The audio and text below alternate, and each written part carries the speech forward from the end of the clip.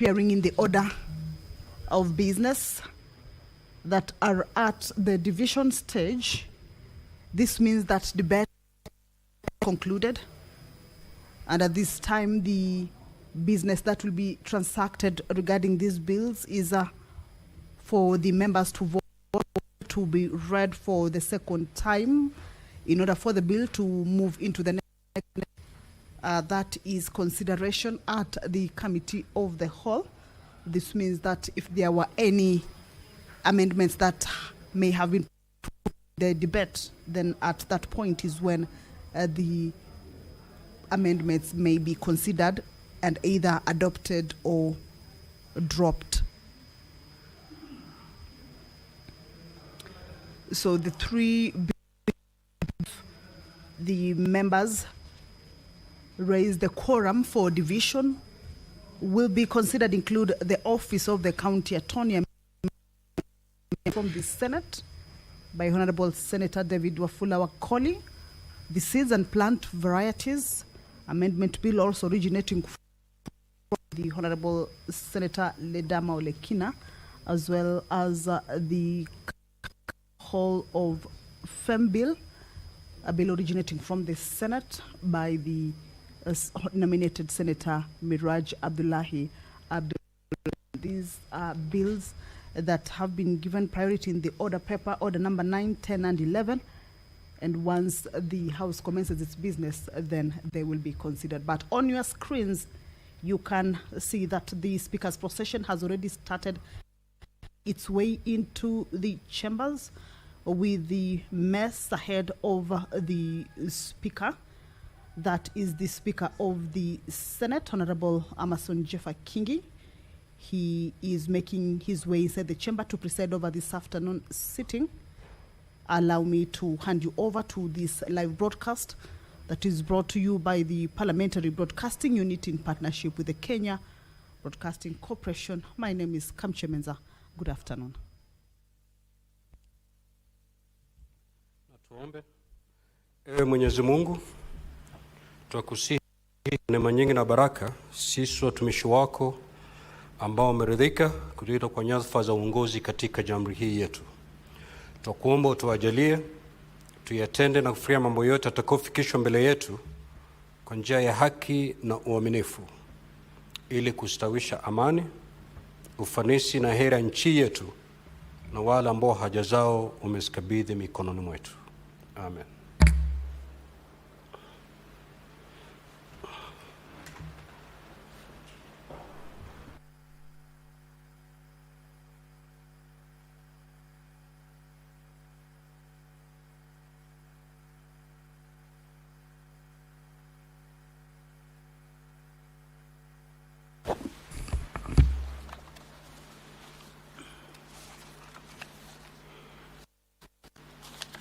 Clerk, do we have quorum? Sergeant at Arms, can you ring the quorum bell for 10 minutes?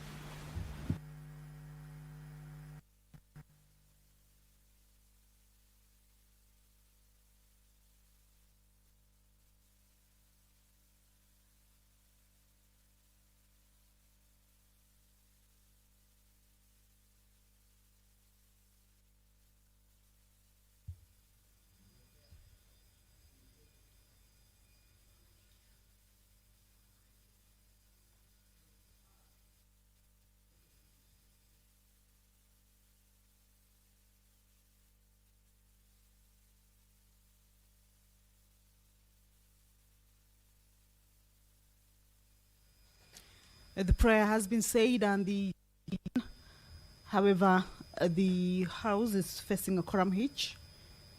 The House cannot, or the sitting cannot commence yet until and unless the quorum is raised. This is House standing orders that at least 15 senators should be seated at the time the prayer is said and the chair taken for the House to be deemed to have. If that is not present, then that would mean the quorum bell will be on for 10 minutes to give room for members who may be running late to be able to get to the chambers and also join their colleagues and raise that quorum for the House to commence. at the lapse of the first-minute quorum bell. If the quorum will not have been raised yet, a second round of quorum bell will be on. However, if that lapses and the quorum is not raised, the House will be risking or might be adjourned as per the House standing order. So we shall be waiting to see whether the House shall be able to raise the House to commence. And we shall continue to take a look at the business that they will be transacting this afternoon as they convene for this sitting.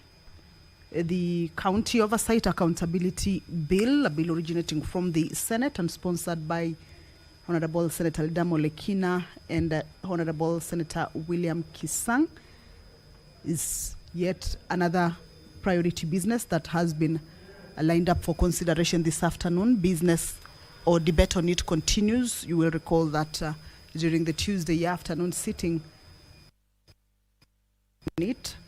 and this afternoon also this bill is coming up for a debate to be, or rather to continue, to provide a framework for effective oversight over the county government by the Senate, to provide for a mechanism on how oversight of the county budgets can be carried out, and also gives effect to the constitutional provisions on oversight, public participation, and participatory democracy as enunciated in Articles 96, 174, 201 of the Constitution.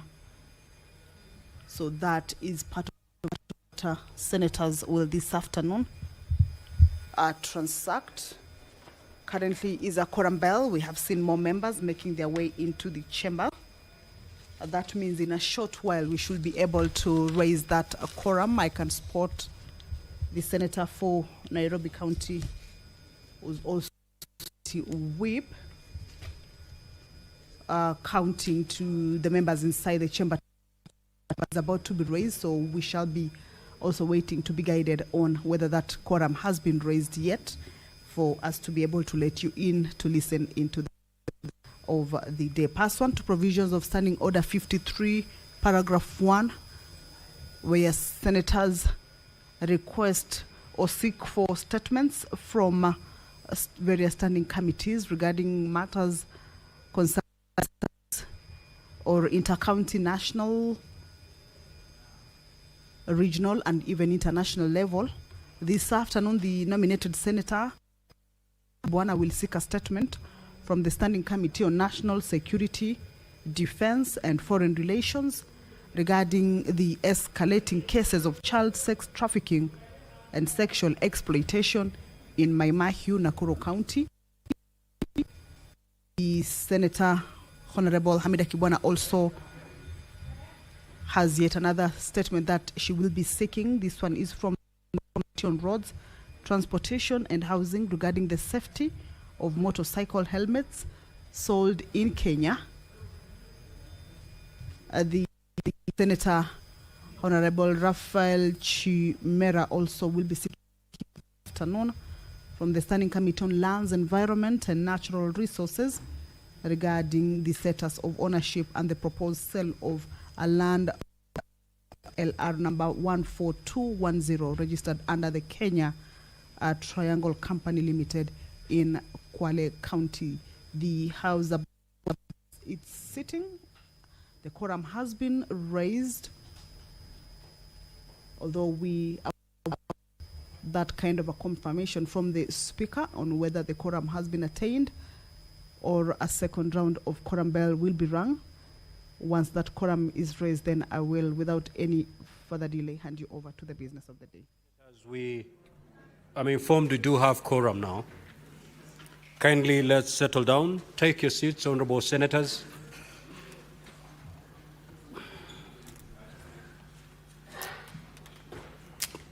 Clerk, you may proceed to call the first order.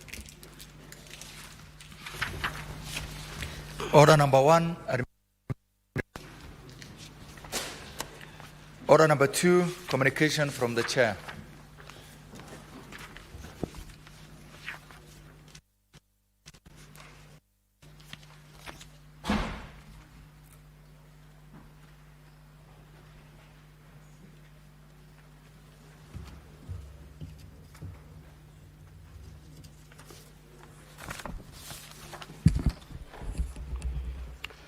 Senator for Garissa, take your seat, please.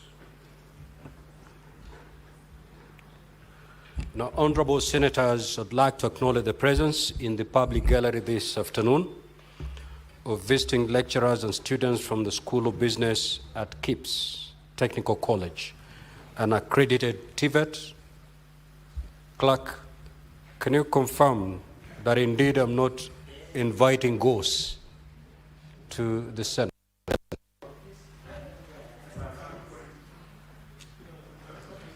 Can you confirm in the public gallery if indeed we have these guests?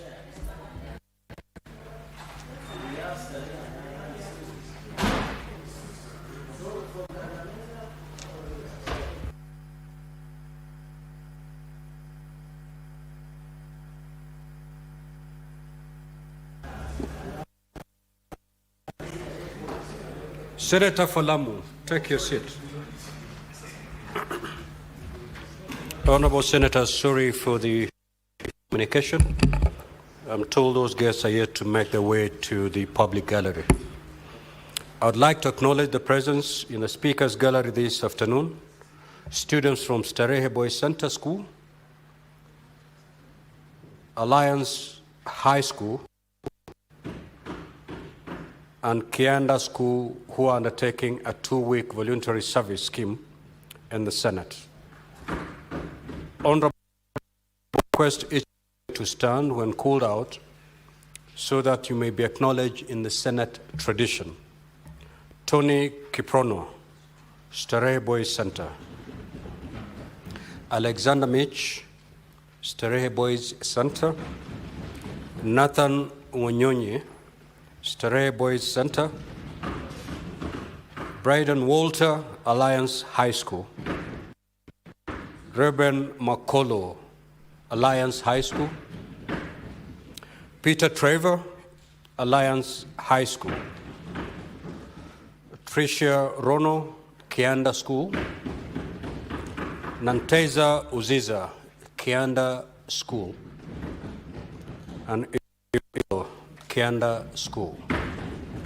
Now, honorable senators, in our usual tradition of receiving and welcoming visitors to Parliament, I extend a warm welcome to them, and on behalf of the Senate and my own behalf, wish them a fruitful visit.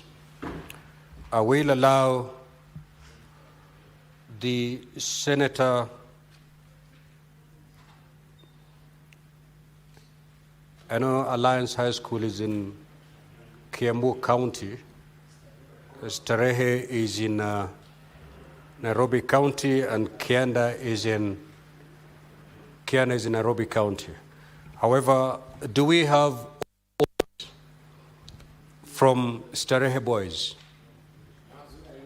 So I will allow the Senator for Nairobi City County to pass a word of welcome to the delegations from Starehe Boys. Do we have an old boy from Alliance High School apart from the chair?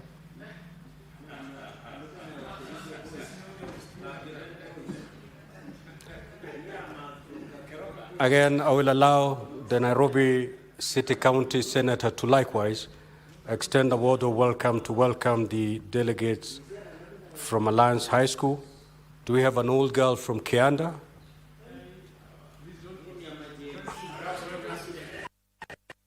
Again, the Senator for Nairobi City County, you will take the opportunity to welcome. You may proceed.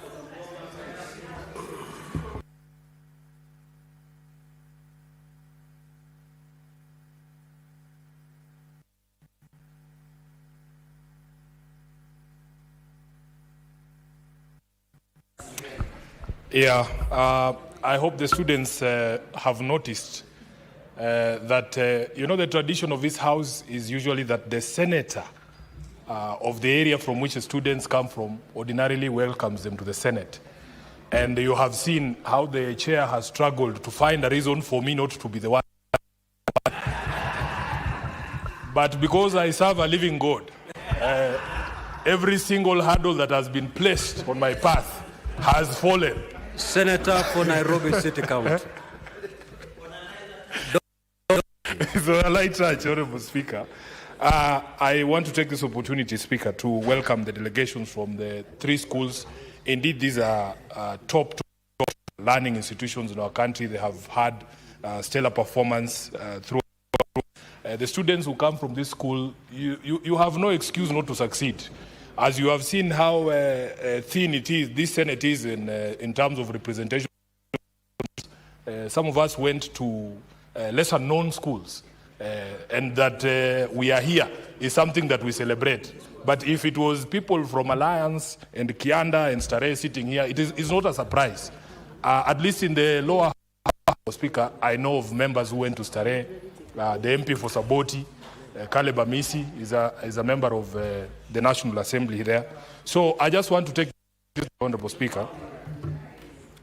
I want to take this opportunity on behalf of all the members here to welcome you to this house. Speaker, I had the opportunity last, I think it was a few months ago, to have a meeting with leaders from these schools under the auspices of the Center for Multi-Party Democracy. And I can attest that these schools are really doing their best to equip these young people for the future. Brilliant young girls and boys, and ours is just to wish you well, to welcome you in the Senate. I hope that you are able to participate in the debate today and learn something that you can take back to school. We wish you well as our future leaders. May God bless you. Thank you, Honorable Speaker. Next order.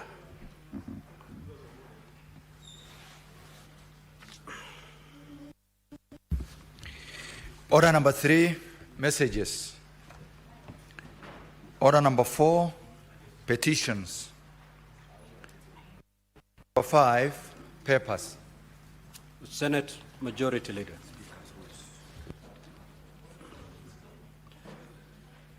It can order, Senator Eddie. What is your intervention? Oh, okay.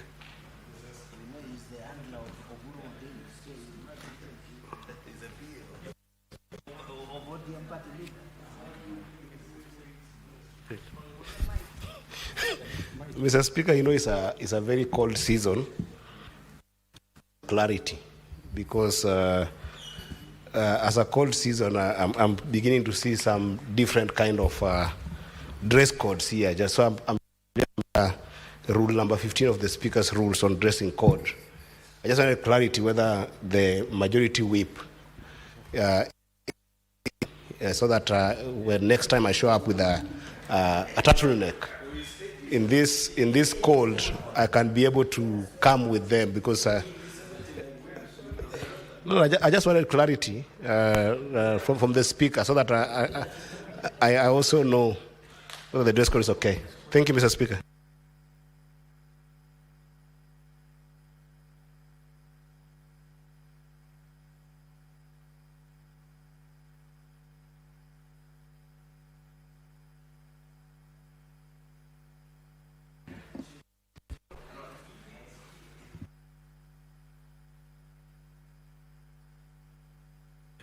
Now, Senator Eddie, you refer to rule number 15 of the Speaker's rules.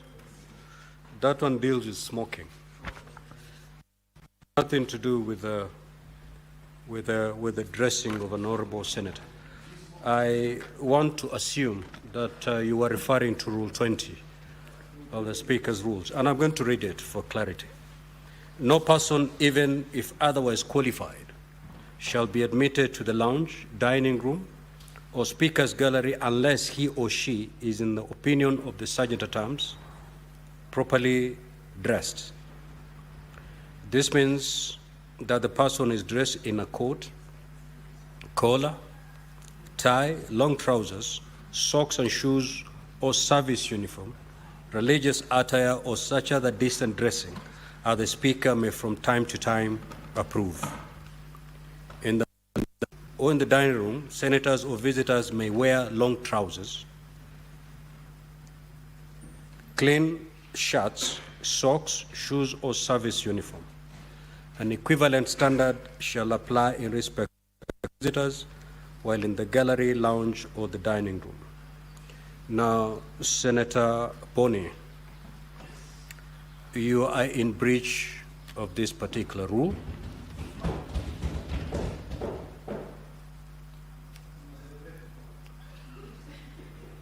And therefore, I will ask you to go dress as per this rule and come back immediately to take part in these proceedings.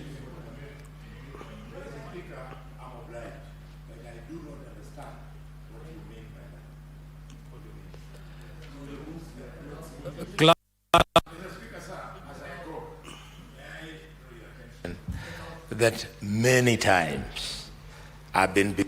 No, Senator, you are a stranger in this house. You cannot.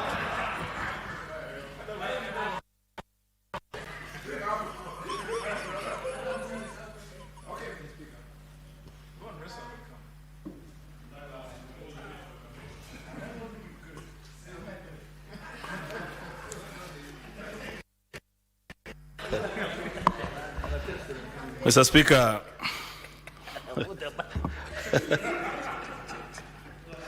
when Senator Eddy will be Senator Alwale's age, then he will understand why old men sometimes have to dress like that. But for now, he cannot seem to appreciate. Mr. Speaker, I want to lay the following papers on the table of the Senate today, Wednesday, the 29th of October, 2025. These are reports of the Auditor General on the financial statements for the year ended 30th June 2025 of the following counties: Uasin Gishu Emergency Fund, Uasin Gishu County Climate Change Fund, Uasin Gishu County Cooperatives Enterprise Development Fund, Uasin Gishu County Alcoholics Drinks Control Fund, County Climate Change Fund, Homa Bay County Climate Change Fund, Nyeri County Health Services Fund, Dekut Enterprises Company, County Government of Nyeri, Trans Nzoia County Public Service Board, Kitale National Polytechnic, County Government of Trans Nzoia, Kisumu County Car Loan and Mortgage Scheme, Executive Fund, County Government of Kisumu, Kisumu Urban Projects, Project Advance Account, CKE 1035/01G, County Government of Kisumu, Kisumu Urban Cash Expenditure Fund, CKE, County Government of Kisumu, Kenya Health Sector Program Support, that is DANIDA, reference 104 Kenya, the County Government of Kissi, Kissi County Climate Change Fund, Garissa County Climate Change Fund, Garissa County Scholarship Fund, County Government of Garissa, Garissa County Emergency Fund, County Government of Garissa, Mumias Municipality, County Government of Kakamega. Mr. Speaker, I beg to lay. Next order.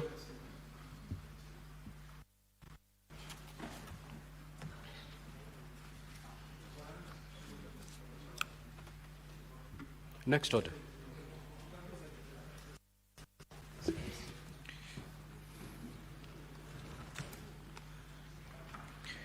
Order number 6, notices of motion. The Chairperson, Delegated Legislation Committee. Or any member from that committee.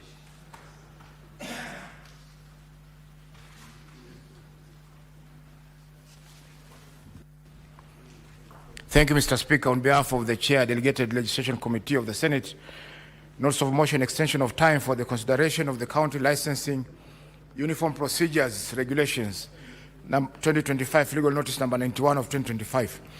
Mr. Speaker, I beg to give notice of the following motion: that aware that the county licensing uniform procedures regulations 2025, legal notice number 91 of 2025 were tabled in the 9th of July 2025 and referred to the Select Committee on Delegated Legislation for consideration pursuant to Section 12(1) of the Statutory Instruments Act.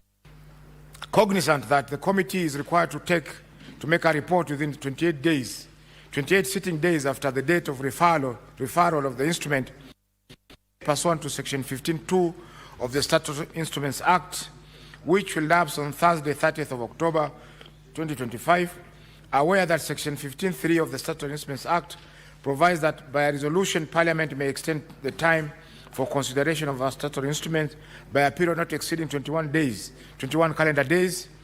Noting that the committee is in receipt of submissions on the regulations from the Council of Governors necessitating further consultations with stakeholders, including the Cabinet Secretary, Trade and Industry, and the Council of Governors. Now, therefore, the Senate, pursuant to Section 15(3) of the Statutory Instruments Act, resolved to extend the timeline for consideration of the County Licensing Uniform Procedures Regulations 2025, legal notice number 91 of 2025, for a further 21 calendar days to enable the committee to meet the stakeholders and subsequently make a resolution on or before Tuesday, 18th of November, 2025. Thank you, Mr. Speaker.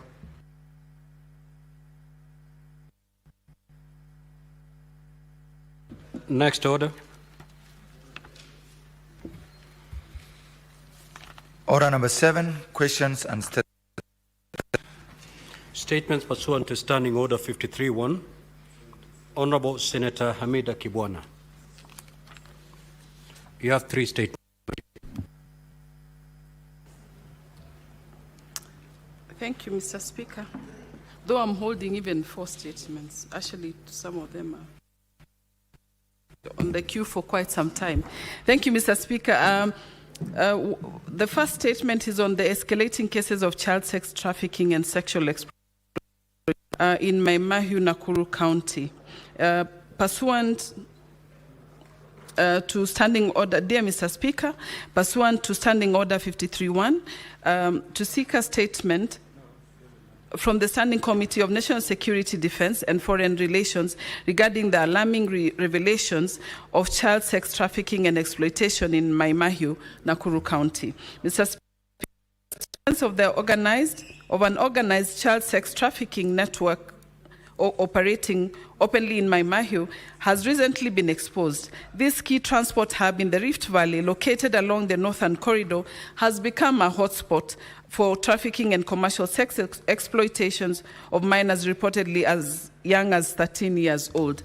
Testimonies indicate that some of these girls are recruited and controlled by madams who profit from their abuse under the guise of informal protection and employment and are subjected to unprotected and forced sexual encounters with multiple clients each day. Despite the gravity of these accounts, there is a little evidence of law enforcement action, investigations, and accountability. The normalization of child exploitation in a major transit town like Maimahiu constitutes a national crisis that demands urgent and decisive parliamentary action. In the statement, the committee should address the following. 1, the prevalence of child sex trafficking rings in Maimahiu and other major towns and the identities of those perpetrating this criminal activity. Number 2, the number of suspects involved in child sex trafficking who have been arrested and prosecuted, and additionally, enforcement measures put in place by the police to address the concerns. Number 3, whether the National Police Service and Anti-Human Trafficking and Child Protection Unit are adequately equipped and actively responding to child trafficking and exploitation cases in Nakuru County. Status of current national framework for the protection, rescue, and rehabilitation of trafficked minors, including the availability of witness protection for child victims of sexual exploitation. Finally, urgent policy, legislative, or administrative intervention to strengthen enforcement against child trafficking and ensure accountability for any public officials who may have abetted this criminal activity through negligence or complicity. Thank you, Mr. Speaker. On the road safety of motorcycle boda helmets sold in Kenya. Mr. Speaker, I rise pursuant to Standing Order 53-1 to seek a statement of Roads, Transportation and Housing on a matter of national concern regarding the safety of motorcycle helmets sold and used in Kenya. Mr. Speaker, sir, given the use of motorcycles as a means of transport and livelihood, this matter raises grave public health and safety concerns. The continued circulation of unsafe helmets exposes thousands of Kenyans to preventable deaths and injuries.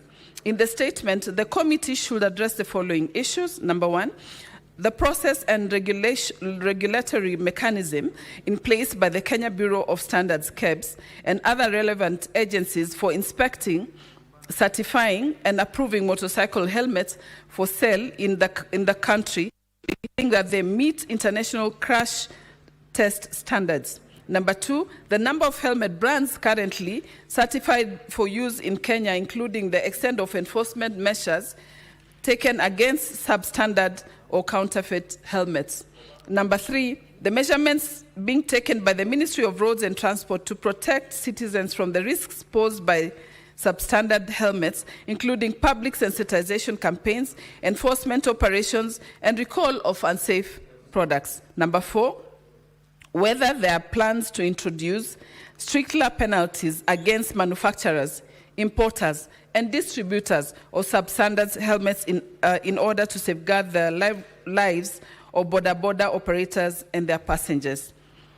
Thank you, Mr. Speaker. I go for the next one on gaps in neonatal care in health facilities countrywide. Mr. Speaker, sir, I rise pursuant to Standing Order 53.1 to seek a statement from the Standing Committee on Health on a matter of national concern regarding reported gaps in the provision of essential nursing care for newborns in health facilities across the country. Mr. Speaker, sir, my office has received numerous reports from the mothers of newborns indicating that critical nursing interventions are often not provided in a timely or consistent manner. These interventions include the timely initiation of breastfeeding, monitoring of vital signs, infection prevention, thermal education for mothers. Failure to provide these services exposes newborns to preventable complications including sepsis, hypertension problems, and in severe cases, avoidable neonatal deaths. In the statement, the committee should address the following issues. Number one, the extent to which newborns are missing essential nursing care in both public and private health facilities and the underlying cause of such lapses. Number two, measures currently being undertaken by the Ministry of Health and county governments to ensure that every newborn receives comprehensive and quality nursing. Number three, strategies in place to strengthen supervision, accountability, and continuous professional training for nurses providing neonatal care. Finally, the plans by the government to align newborn nursing care with National Child Health Strategies and Sustainable Development Goal 3, specifically targeting reducing preventable infant and child mortality. Thank you, Mr. Speaker. I have one last statement on the conflict between KMPDC and county governments regulation of ambulances services. Mr. Speaker, sir, I rise pursuant to Standing Order 53.1 to seek a statement from the Standing Committee on Health on a concern regarding the dispute between the Kenya Medical Practitioners and Dentists Council, KMPDC, and county governments on the regulation of ambulance and emergency medical services. Mr. Speaker, sir, the Council of Governors, COG, through its chairperson, His Excellency Ahmed Abdullahi, has faulted KMPDC for issuing a public notice seeking to regulate ambulance, yet such functions are expressly devoted under Part 2 of the 4th Schedule of the Constitution. During a meeting, county health executives held on the 5th September 2025 in Mombasa, the CAOG consequently advised counties to disregard the KPMDC notice, citing lack of consultation, constitutional overreach, and breach of prior intergovernment resolutions. In the statement, the committee should address the following issues. Number one, the role of Ministry of Health and its agencies in developing national emergency care frameworks, and whether county governments were adequately consulted, and whether KMPDC has any legal mandate to regulate ambulance services. Number two, whether the public notice by KMPDC has legal effect and it has and if it aligns with the principles of consultation and cooperation between the national and county governments. Number 3, whether there are existing or proposed frameworks to harmonize national and county emergency medical systems and mechanism to resolve conflicts of mandates between national health regulatory bodies and county governments. Finally, the measures that will be taken to prevent duplication, ensure constitutional integrity of devolved functions, and strengthen coordinated emergency healthcare. I thank you, Mr. Speaker. The statement by Senator Chimera is deferred. Senator for Marsabit County, Senator Mohammed.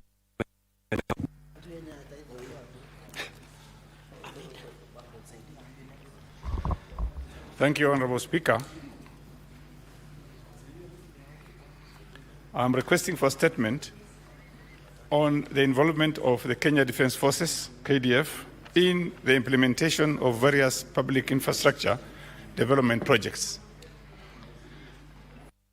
Speaker, sir, I rise pursuant to Standing Order 53.1 to seek a statement from the Standing Committee on Roads, Transportation and Housing on a matter of national concern regarding the trend by the national government to involve the Kenya Defence Forces in the implementation of various public infrastructure development projects, particularly the constructions and renovation of several stadiums across the country. In the statement, the committee should address the following. 1, the procurement method adopted for each public infrastructure development projects initiated by the government from 2020 to date, where the Kenya Defence Force was eventually selected for the project implementation, including a justification in each instance where open tendering was not used. And finally, 2, rationale for involvement of KDF in the implementation of public infrastructure development projects despite availability of qualified civilian contractors in the country. Thank you very much, Honorable Speaker. Senator Faki.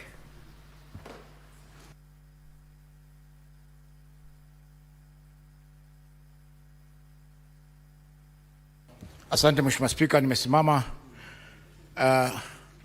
kuambatana na kifungu cha 53(1) cha kanuni za kudumu za Seneti kuomba kauli kutoka kwa kamati ya kudumu ya leba ya jamii kuhusiana na ucheleweshaji wa malipo ya kustaafu ya Bwana Abdalla Mohamed Ghazal jijini Riyadh, Saudi Arabia.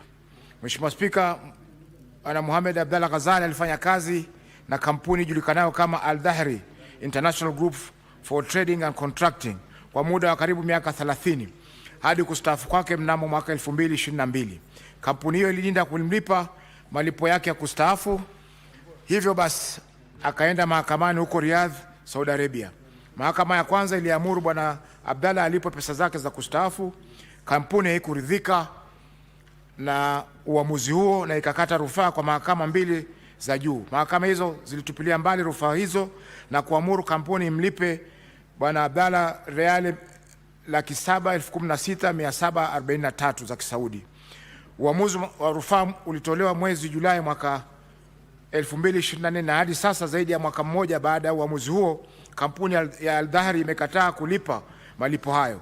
Badala yake, Bwana Abdalla alifukuzwa kutoka Saudi Arabia baada ya kustaafu, na ubalozi wa Kenya jijini Riyadh ulimsaidia tu kupata kibali cha usafiri, na ubalozi huo haujamsaidia kivyovyote ili kupata malipo yake ya kustaafu.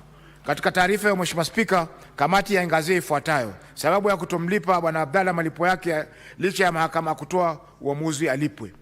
Pili, mikakati ambayo fanya kuhakikisha kwamba Bwana Abdalla analipwa pesa zake za kustaafu.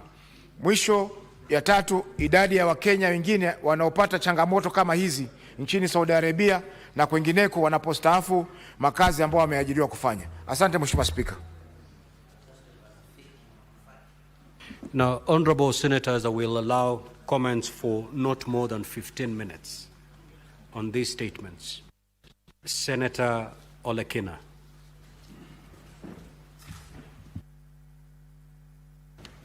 Thank you, Mr. Speaker. Mr. Speaker, I rise to make some comments on this statement by the distinguished Senator, Senator Hamida Kibwana, on gaps on neonatal care in health facilities.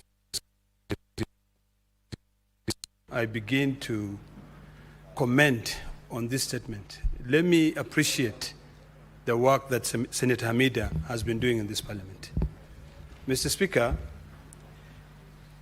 I worked with the distinguished senator when she was developing an e-health bill. She called it an e-health bill.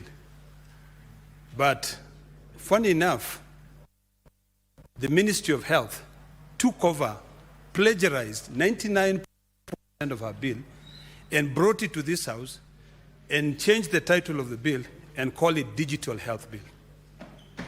This is one thing that has really bothered me for a very long time. Because we work day and night to be able to think through. But somebody in the Ministry of Health just sit down there and say there's a very good bill here, but if it goes in as a government bill, it achieves that progress and the bill becomes an act of parliament. If the Ministry of Health, Mr. Speaker, had taken some time and consult the distinguished Senator, Senator Hamida, these issues of these gaps would not have been there. Because it is not just the content or the context.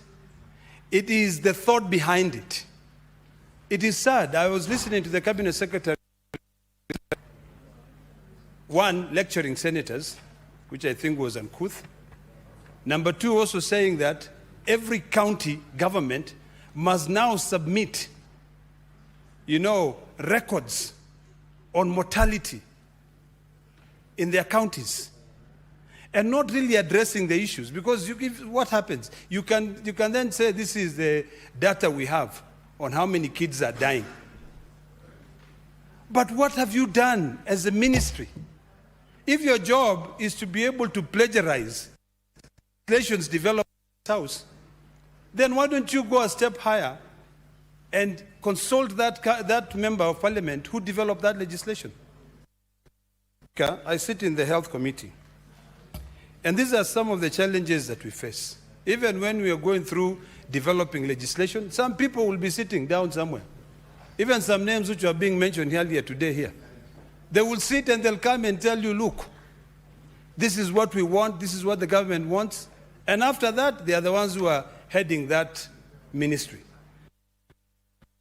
Mr. Speaker, if we can implement this now, which is Senator Hamida's mind in her e-health proposals, which is now a digital health bill or act, we should be able to identify these gaps. It is sad, we're in the 21st century now. But sometimes you'll find that in this country, just because of either the wrong prescription, you end up finding that people become immune to certain conditions, to a situation where their own body becomes sepsis. So it is imperative, Mr. Speaker, that we follow through on implementations on legislation. If then the Ministry of Health wants to be the one to draft legislation and we just become a conveyor belt to pass through, then they should be answering these questions. How? Why is it that newborns are missing essential health care? So, Mr. Speaker, this bill or this statement that has been brought by Senator Hamida is very important. And I want to request the distinguished senator to take some time and sit down with the Ministry of Health. Tell them, you took my bill. You brought it here, you passed it. You forced us to pass it. Now, how are we going to implement it? Because this is an issue of implementation, lack of implementation. Otherwise, we'd be able to keep... Senator.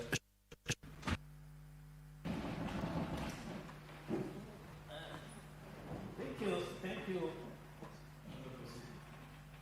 What's your intervention, Majority Leader? To Senator Cherargei, but normally when you guide us on this session, you normally guide on time per member so that as many members as possible can speak. I realize you didn't do that today. Thank you, sir.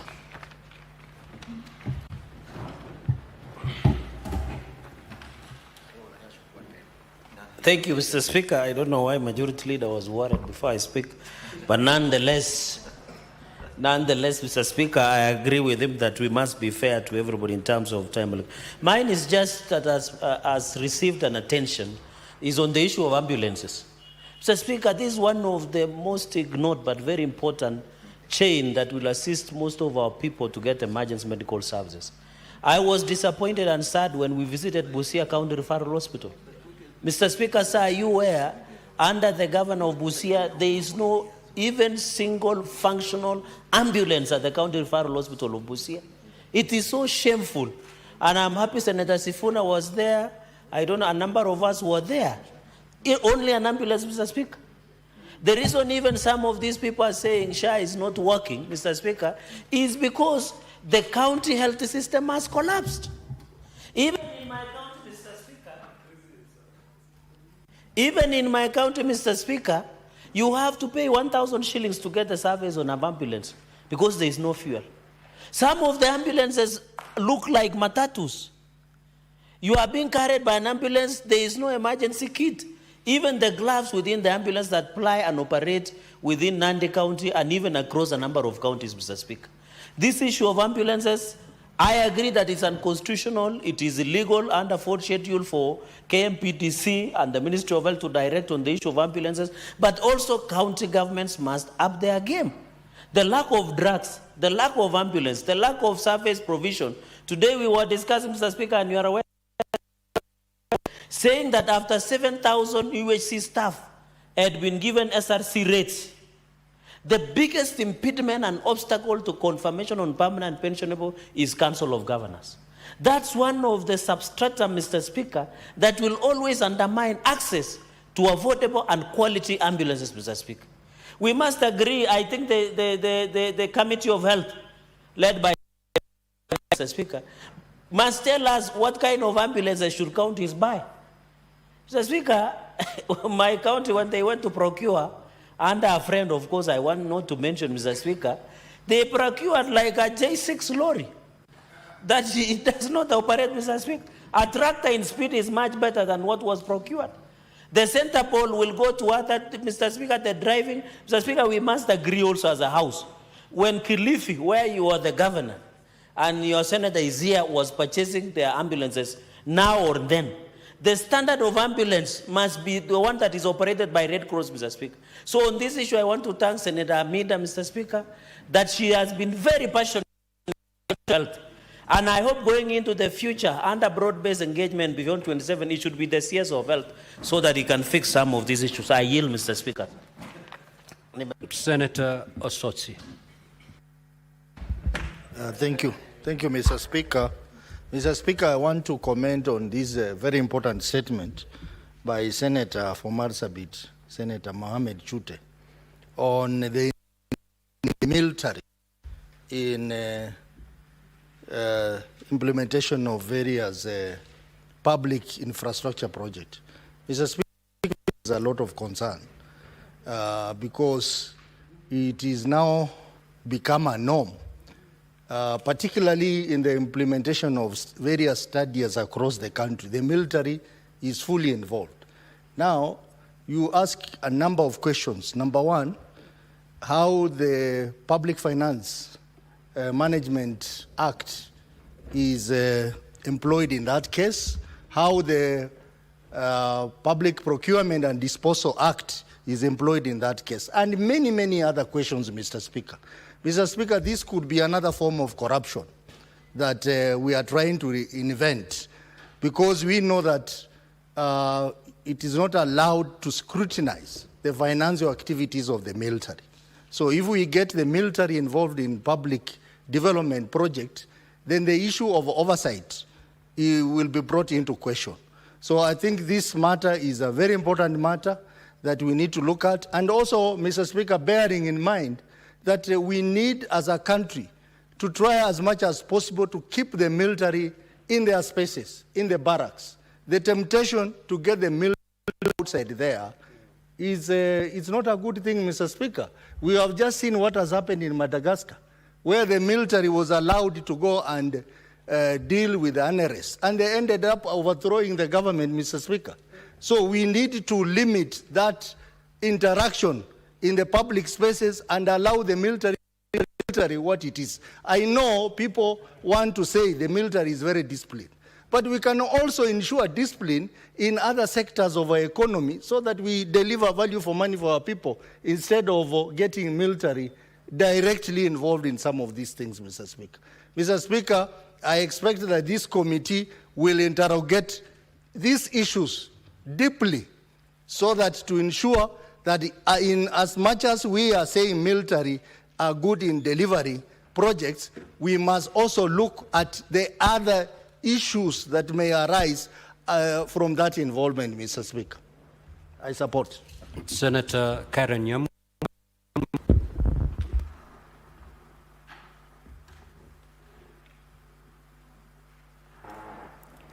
Mr. Speaker, I want to make a statement on the involvement on KDF doing infrastructure projects in the country. Mr. Speaker, the work of KDF is to keep this country and to keep the country safe. We need to understand under what circumstances, under what framework is KDF undertaking construction work in the country. Is it a directive? Is it a special arrangement? Is it? At the same time, we have to understand that this, in effect, what this does, we cut jobs when these jobs go to the military. And the effect is that the money in circulation in the economy goes to the military, which has an effect to the economy. This House needs to demand that we get a comparison of the value for money. Is it cheaper when KDF undertakes these contracts? Is it more expensive? We have qualified contractors in this country and who have a track record of doing good jobs and good work. We need to support those because, as I said, that has a direct impact of the economy. We respect the KDF. We do not say they have not done a good job, but let's keep them within their mandate involve carrying out public works as they are doing at the moment. Thank you, Mr. Speaker. Senator Beatrice Akenya. Honorable Speaker, thank you for the opportunity. I would like to comment on the statement by the Senator of Marsabit on the involvement of the Kenya Defence Forces in the implementation of various infrastructural development projects. Honorable Speaker, even contrary to the arguments that we are getting here, KDF have been trained and they are maintained and they are paid from the public coffers. So where they are able to give back to the communities, where they are able to give back to the public, I do not mind if they can do some work within certain frameworks that are developed. Honorable Speaker, we have had disasters like floods and even drought. And at those times, KDF have been called upon to help in restoring infrastructure. And I do not think I see anything wrong if they are called upon. The only important thing is that we must have a framework in which they operate on some of those projects. Otherwise, they are commanded treaty, but they are Kenyans that have been trained by through public coffers, and they are also paid by the public coffers. Honorable Speaker, at that time when we had these disasters of the Right Honorable Prime Minister's death, we saw military do commendable work. And so I want to thank them for even the work they did during Baba's funeral. as I thank the President of this country, Dr. William Samoei Ruto, for demonstrating statesmanship and for giving Baba the honor that he gave. As I thank the President, I also thank the leadership of this House. Honorable Speaker, you gave us an opportunity to honor Baba along with the leadership of the House, and I thank you and I thank all Kenyans for demonstrating patriotism at that level. And so, Honorable Speaker, as I get back to my seat to say the lion has retreated back to the mountain, so I congratulate also the Senator, Dr. Oburu, for taking over the party, and we are proud of him, and we are sure of confidence in his patience, tolerance, and leadership. Honorable Speaker, I support.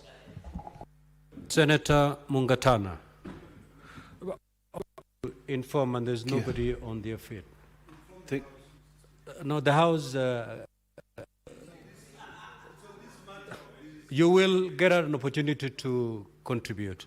Senator Mungatana.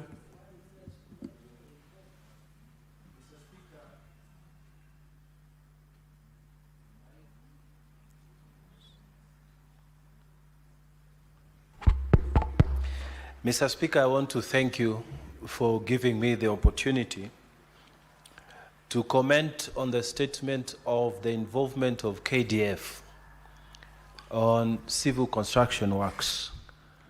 Mr. Speaker, what that statement from the Honorable Senator of Marsabit is seeking is just clarification, because we all know that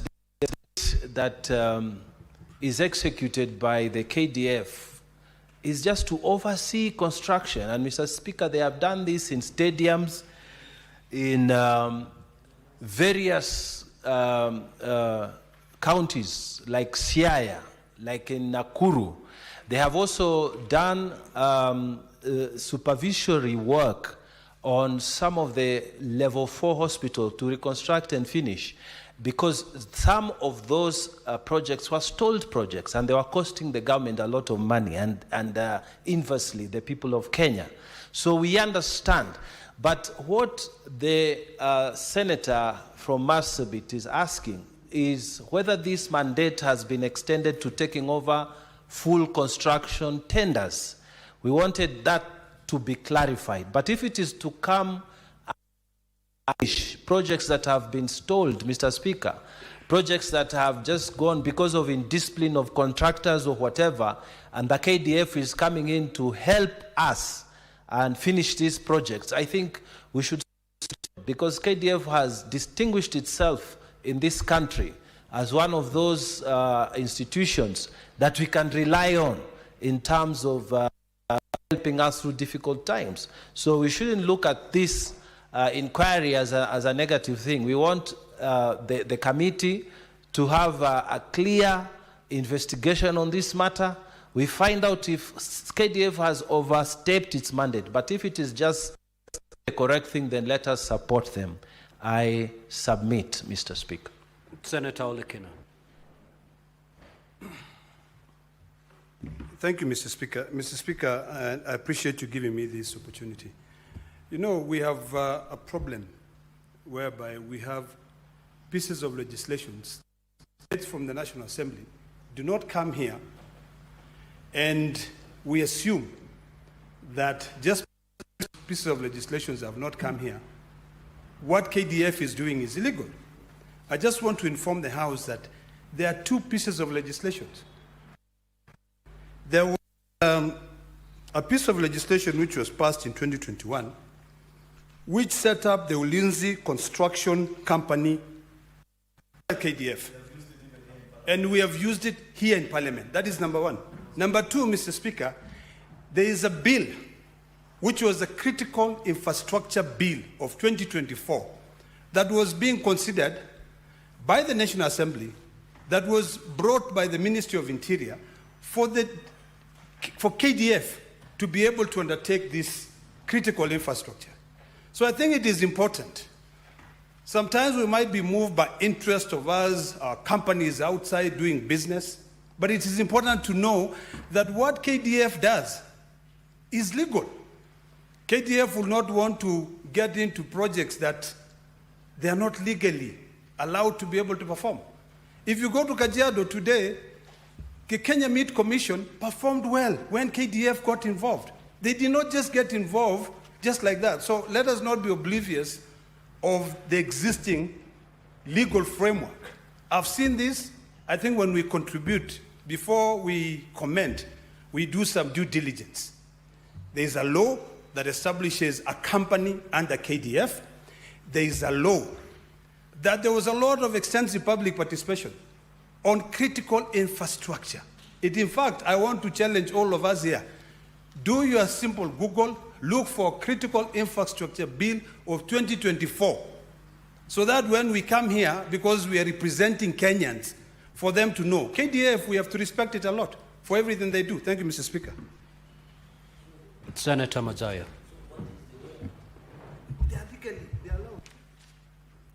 Asante mstahiki Spika.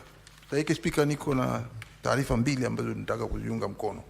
Ya kwanza, nitaanza na taarifa ya kulipo ya mfanyikazi ambaye ni Mkenya alikuwa akifanya kazi huko Saudi Arabia, iliyoletwa hapa na ndugu yangu seneta wa Mombasa County, Mwenye Haji. Bwana Spika, kitu cha kwanza ni jambo la kusikitisha kuona kumaliza miaka yake zaidi ya 30 kufanyia kazi kwa bidii kampuni, hususan akiwa nje mbali na nyumbani, na hatimaye mwisho akimaliza kazi asiweze kupewa malipo yake. Tunaona kwamba japokuwa kwamba alikuwa anafanya kazi nje ya nchi huko Saudi Arabia. Saudi Arabia na Kenya ni nchi zilizo na uhusiano mwema, na vile vile ni kwamba ikiwa kuna jambo lolote ambalo haliwezi kutekelezeka wakati kama kampuni kama hiyo imekataa, wako na ubalozi, wako na serikali ya Saudia, na serikali yetu pia iko, kunaweza kuwa na mazungumzo ya kuona kwamba yule aliyekuwa amefanya kazi kule na ni Mkenya halisi alipwe malipo yake. Ni jambo la aibu kuona hivi sasa yule Abdallah Ghazal ambaye hapo zamani alikuwa mchezaji mzuri sana wa mpira, alienda akacheza huko, alicheza Kenya na hatimaye akachukuliwa kwenda huko, lakini alipofika huko akapata kazi zingine pia, na ndio amekuwa akifanya kwa miaka hiyo 30 amefanya, hajapata malipo. Na mimi naunga taarifa hii kwa sababu litakuwa jambo la kusikitisha, Bwana Spika, kuona Mkenya amefanya kazi katika kampuni nje ya Kenya na ameipatia ile kampuni sifa, na hatimaye ameweza kustaafu na amekatazwa kulipa malipo yake. Ameenda paka kotini, na kotini ameweza kushinda koti ya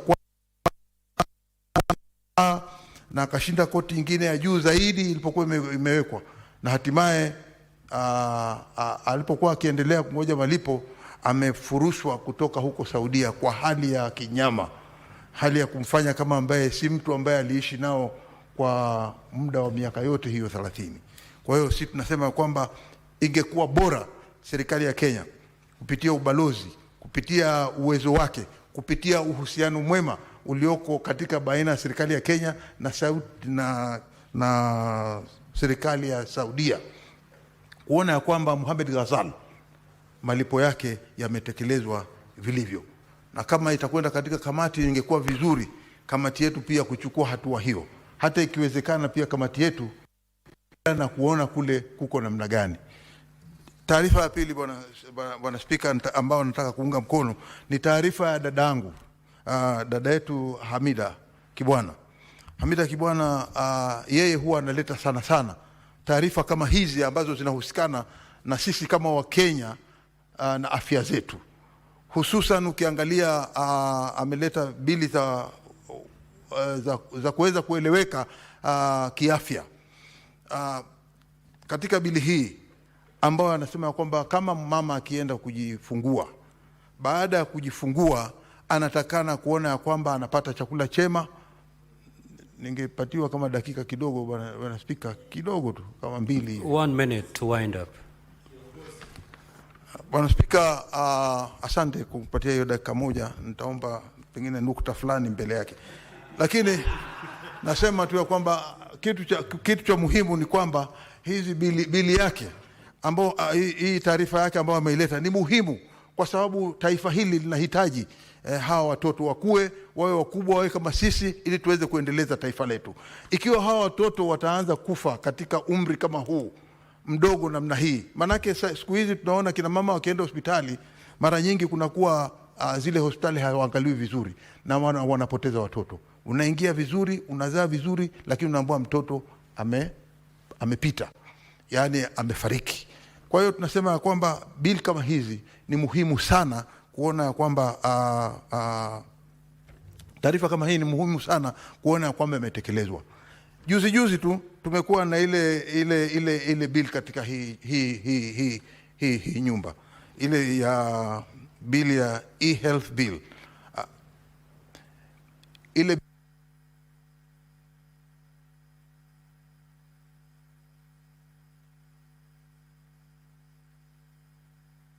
Senator Mazayo, please wind up. 30 seconds. Wind up your thoughts, please. Yeah. Kuna hii bill ambayo ilikuwa imeletwa na dada yetu Hamida. Lakini baada ya kwamba ameileta hapa na karibu ikuwe sheria, bili hiyo ilichukuliwa katika kule ilichukuliwa na watu wa Ministry of Health, idara ya afya. Baya sana kwa sababu huwezi kuchukua bili ambayo iko ndani ya nyumba alafu uigeuze uifanye ikuwe bili ya serikali. Nasema kwamba hilo ni jambo la kukemea zaidi sana, na kwamba bili ambazo wanazileta ambazo ziko sensitive kama hizo ni lazima sisi kama Senate tujidhibitishe kimaalumu ya kwamba zisizo zikachukuliwa kutoka kwa mikono yetu ziende kwa ministry. Asante Bwana Speaker. Senator Mundigi. Asante Bwana Speaker kwa kunipa nafasi niweze kuchangia mjadala wa Senator ambaye inahusu mambo ya KDF. Mimi ni mmoja wale wamejua mambo ya KDF kwa sababu nakumbuka Bwana Speaker, wakati nilikuwa huko Takwelongoji, Kitale kwenda Takwelongoji ni mbali na kulikuwa na mto mmoja kule West Pokot, na mimi wakati mvua ilikuwa inanyesha unakuta watu wako wanaweza kupita pale, lakini kwa sababu wale watu wako na njia ya kutengeneza daraja ama kufanya kazi ya kujenga ilikuwa mzuri sana. Tulikuwa nakaa pale, unakuta KDF inakuja kwa kipindi ya siku kidogo wanaweza kujenga ile daraja na tunaweza kupita. Kwa hivyo mimi nafurahia sana kwa ile kazi inafanya, na saa ingine serikali inaweza kuwa haina pesa, na kwa sababu hao watu ni wakwenda kupigania sisi na wengine ni wakwenda kujenga, ni vizuri sana kujikumbusha mambo ya kujenga, kwa sababu wakati mwingine hao watu watakuwa, wakati itafika mambo ya retirement, wataenda kufanya kazi ambaye ya kujenga. Pia nakumbuka mwaka wa 2022 wakati tulichaguana, KDF ilikuwa ya kwanza kukuja kujenga uwanja pale Embu, na labda serikali haikuwa na pesa ya kutosha na bei ile walikuwa njenga nayo, kwa sababu hakuwa nalipisa kiwango ya juu iende ikawa walipatua wafanye kazi, na kutoka katio kwa uwanja nyingi tumeona wakifanya kazi. Kwa hivyo mimi naomba wale wataenda kuangalia, waangalie bei inakuwa namna gani, na kama bei yao iko chini ni vizuri waendelee kupatiwa kazi wakisaidia kaunti zile zingine. Hiyo ingine nikiwa Senator Embu County na sangia mambo ya mjadala wa Senator Aminda, ningeomba wale wataenda kuangalia, kwa sababu tumekuwa tukipatia county pesa nyingi, na mambo ya ambulance ni kitu muhimu sana, kwa sababu tunajua mambo ya afya iko katika masinani, lakini mara mingi unakuta county nyingi, sub county, hata allocation, hata unakuta level 5, level 4, level 3 haina ambulance.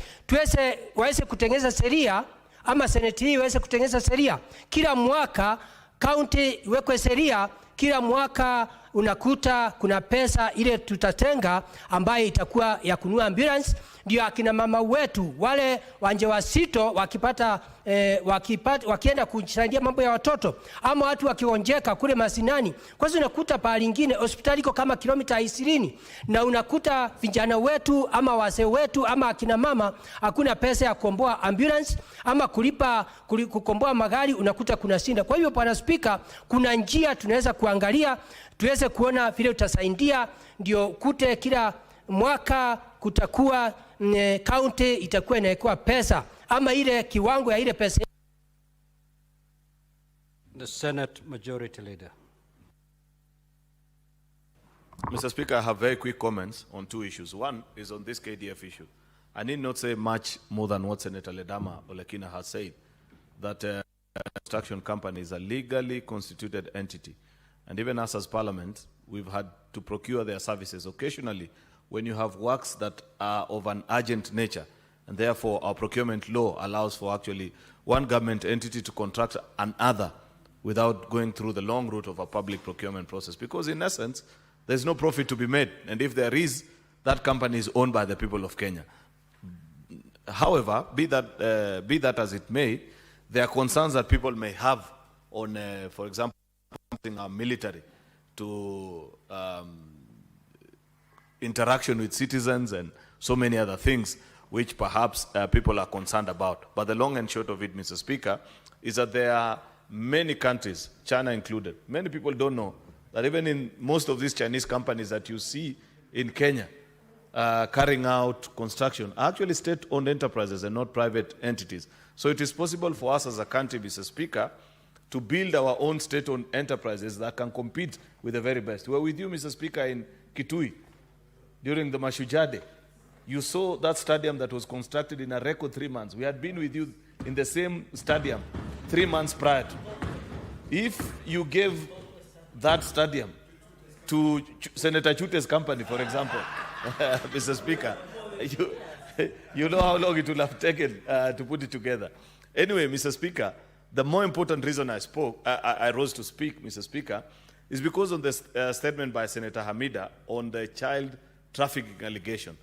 No dignified country, Mr. Speaker, will want such accusations leveled against it, that there is a certain part of the country where child trafficking, particularly for sex, is encouraged or condoned, Mr. Speaker. And therefore, we were all shocked when that report by BBC was released about what was happening in Mai Mahiu. And subsequently, the police issued a communication saying that that documentary had been stage managed, that those people had been hired, and there were people that they had taken statements from. What bothers me, Senator Amida, and what the committee needs to tell us, is how far then have the police gone with that investigation? Who are the people that hired these people to pose for this recording? And why haven't they been taken to court up to now? Because so long as those people are not taken to court, Mr. Speaker, that allegation, which is a terrible stain on the moral fabric of this republic and in our standing across the globe, Mr. Speaker, continue to hang over our head.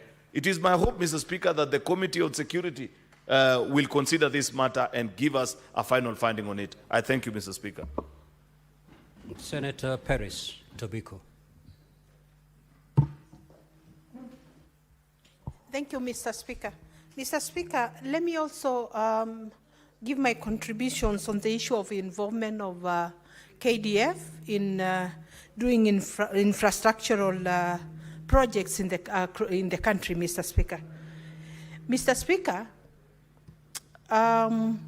KDF has a lot of expertise within its ranks in various fields, Mr. Speaker. And it should benefit Kenyans, Mr. Speaker, because they are trained with money from taxpayers. Mr. Speaker, KDF also is a human resource, a lot of human resource that can be utilized within our borders, Mr. Speaker. Mr. Speaker, it's not always that we have KDF going to war or being involved in any missions, particularly, that are related to security. But I had also wanted, Mr. Speaker, you know, the person, the senator who brought this issue, to know that doing infrastructural projects, Mr. Speaker, is a security measure. Mr. Speaker, even in Marsabit and you know, Northeastern, this, when roads are done, bridges are done, it helps, Mr. Speaker, to enhance security, and so it is allowable. And as it has been said, Mr. Speaker, the law allows it. Mr. Speaker, let me give an example of projects that I know that were done by KDF long time in Kajiado. For a long time, Mr. Speaker, we did not have roads.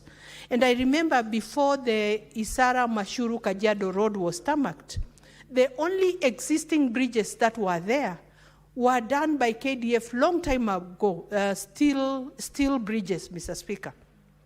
And that is what helped the community for a long time. And so, Mr. Speaker, I don't see any harm in KDF being utilized in the development of the country, Mr. Speaker. Mr. Speaker, furthermore, it brings the cost down in the interest of Kenyans, Mr. Speaker. And so, Mr. Speaker, personally, my opinion is that it is important that we utilize KDF to do infrastructure across the country. Thank you, Mr. Speaker. Senator Maureen Tabita. Thank you, Mr. Speaker.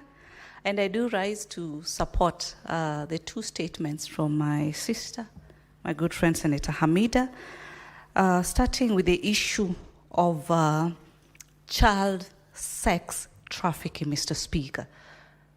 2025, I mean, this is the last thing that as a leader you'd want to actually discuss.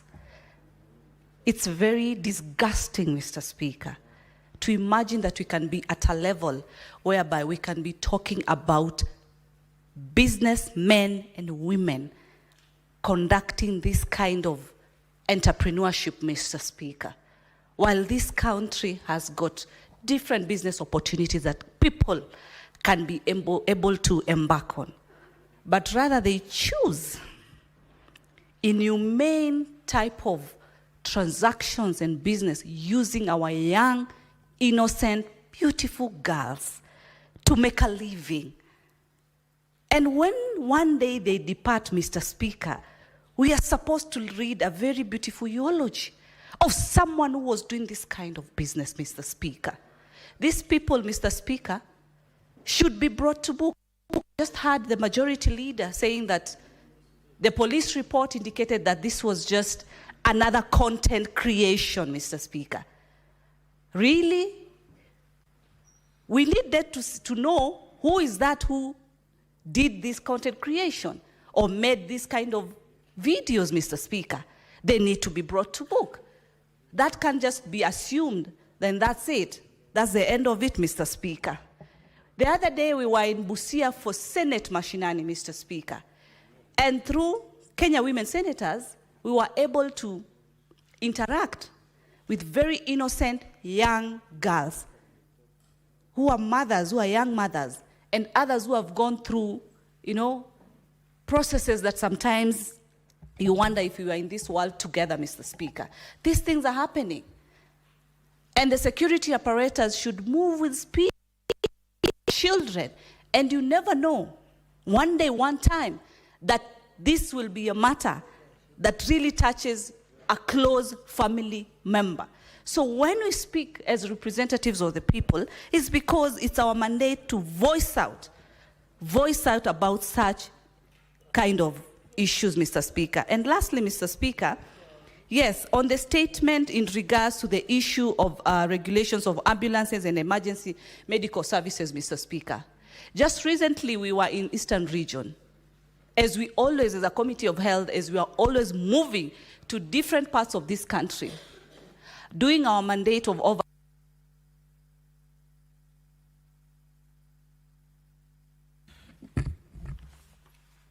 Next order, Clerk.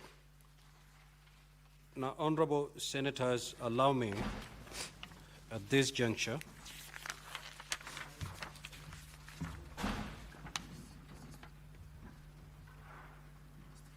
okay, next order.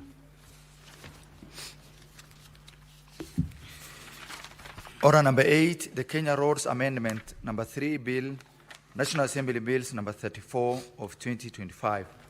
First reading. A bill for an act of parliament to amend the Kenya Roads Act and for connected purposes. Now, honorable senators, allow me pursuant to Standing Order 45-2 to rearrange today's order paper. We will move to order number 18 all the way to 21 before coming back to order number 6. Clerk, proceed to call the orders in that sequence. Order number 18, motion.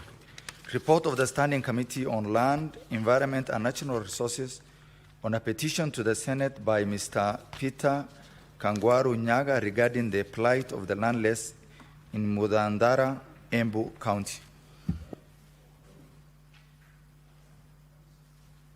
Senator Fak.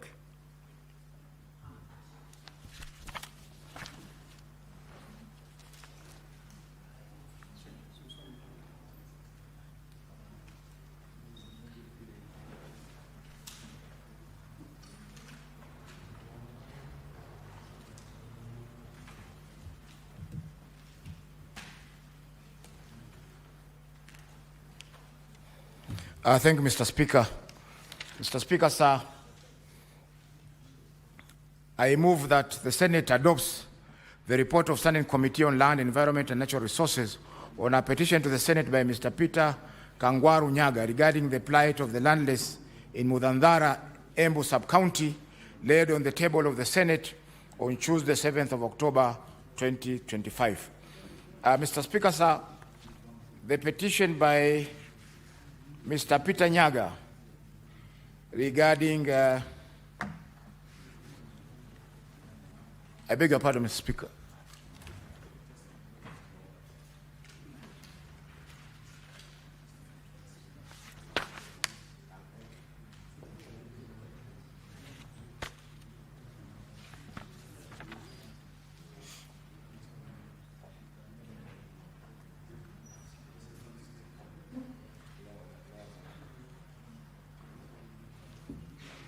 Mr. Speaker, sir, I beg to move that the Senate adopts the report of the Standing Committee on Land, Environment and Natural Resources on a petition to the Senate by Mr. Peter Kangwaru Nyaga regarding the plight of the landless in Mudandara, Embu Sub-County, laid on the table of the Senate on Tuesday, 7th of October 2025.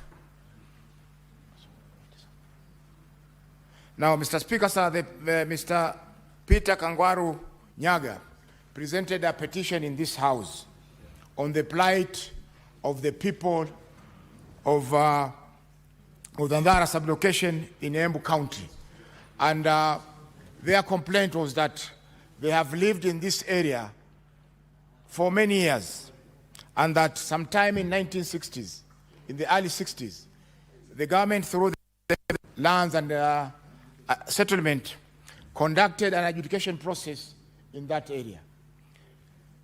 In the adjudication process, Mr. Speaker, sir, the true residents of Mudandara were overlooked in the allocation of the parcels of land that are located in that area. And the land was allocated to outsiders who have never been settled in Mudandara area. Mr. Speaker, sir, most of the residents have been there for many years, and they had settled in that area after coming from the neighboring Tharaka County. Now, as a result of this injustice, Mr. Speaker, sir, the residents were deprived of their land, and there have been instant conflicts between the title holders and the settlers. Mr. Speaker, sir, many of the people who are going there to buy land were being turned away by the residents who have settled there for many years. Now, as a result, there have been constant conflicts between the residents and the title owners, and many of the residents have been taken to police, have been charged in court, and this problem has persisted for a long time. Mr. Speaker, sir, the committee in its consideration of this petition visited Mudandara, and I was happy that the senator of Embu, Senator Mundigi, accompanied us to Mudandara, although he had some other official engagements on that day, but indeed he welcomed us in Mudandara and proceed with the petition. And as a result of the discussions, we came back and wrote our report. Mr. Speaker, sir, we did invite the CS, Ministry of Lands, and the CS indicated to us that this is a community problem because the people who have been settled there in Mudandara were people who originally came from Tharaka. And therefore, those issues of clanism and issues of indigenousness have taken toll on this community, and therefore the land had been allocated to the Mbere community, which is predominantly in Embu County. Mr. Speaker, sir, we did discuss with the CS on whether the adjudication could be set aside. And indeed, she indicated to us that it could be set aside through a court order. But based on this petition, Mr. Speaker, sir, it is the committee's observation and findings that the whole adjudication area needs to be reconsidered afresh. It needs to be set aside because those with title deeds cannot access the land. And those who are settled there do not have title deeds to that particular land. Mr. Speaker, sir, I therefore move that this House adopts this report so that we can be able to put it to the Ministry of Lands to be able to nullify this adjudication so that those who are properly entitled to this land will be able to have titles and will be able to develop this land for posterity. Mr. Speaker, sir, I invite Senator Beatrice Ogola, a member of this committee, to second the report. Thank you, Mr. Speaker, sir. Thank you, Honorable Speaker. As I rise to second this motion, and Honorable Speaker, just as the chair of the Lands Committee has stated, this petition came to our committee and we debated and visited. And Honorable Speaker, this cause of landlessness of this community is because it's a form of injustice, Honorable Speaker. As the chair, the people holding the titles, Honorable Speaker, which then legally points to ownership, is not the actual people that are settled on the ground. And because of certain historical issues, because the Tharakas are settled in that area. Honorable Speaker, adjudication in this country has at some point is the source of the cases of land cases that we have in this country. And Honorable Speaker, the people who are settled there, physically settled in the land, as has been stated, have no titles. Honorable Speaker, as I second this motion, I plead that this Senate goes ahead to adopt this report and to help the people that are physically on the ground get a way to get security of tenure, Honorable Speaker. Some of these injustices, Honorable Speaker, is the source of hostilities that clans or communities have between them. This is a recipe for disaster. It is going to get to security issues, and it must be settled, Honorable Speaker. Other than going through the court, Honorable Speaker, the Constitution allows what we call alternative dispute resolution methods, and this can be used. So, Honorable Speaker, as I second this motion moved by my chair, it reflects back on the nationalism that the former Right Honorable Speaker kept on talking about, that let us think as Kenyans before we think as people from Embu or Tharaka Nithi. Honorable Speaker, land is a natural resource that is given to us. Let us give the people settled in that area their right and sort the injustice that has been meted on them all the years. Honorable Speaker, I second this motion.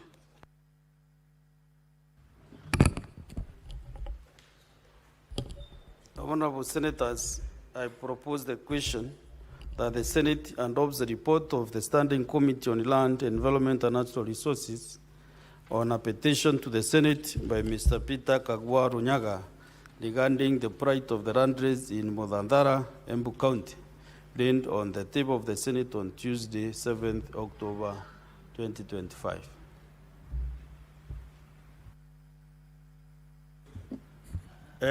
Senator Mudigi Alexander Munyi.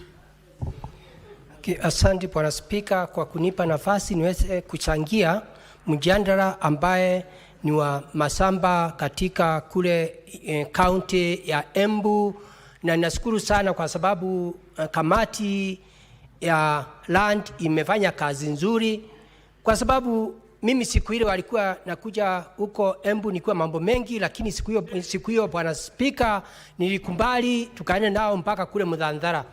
Mimi Bwana Spika nakumbuka vizuri wakati wa siasa kuweza kufika ile Mudandara, na wale watu ni watu wako na kura zao, na ni watu wamekaa pale miaka mingi, kwa sababu wengine wana complain walikaa kama miaka 60.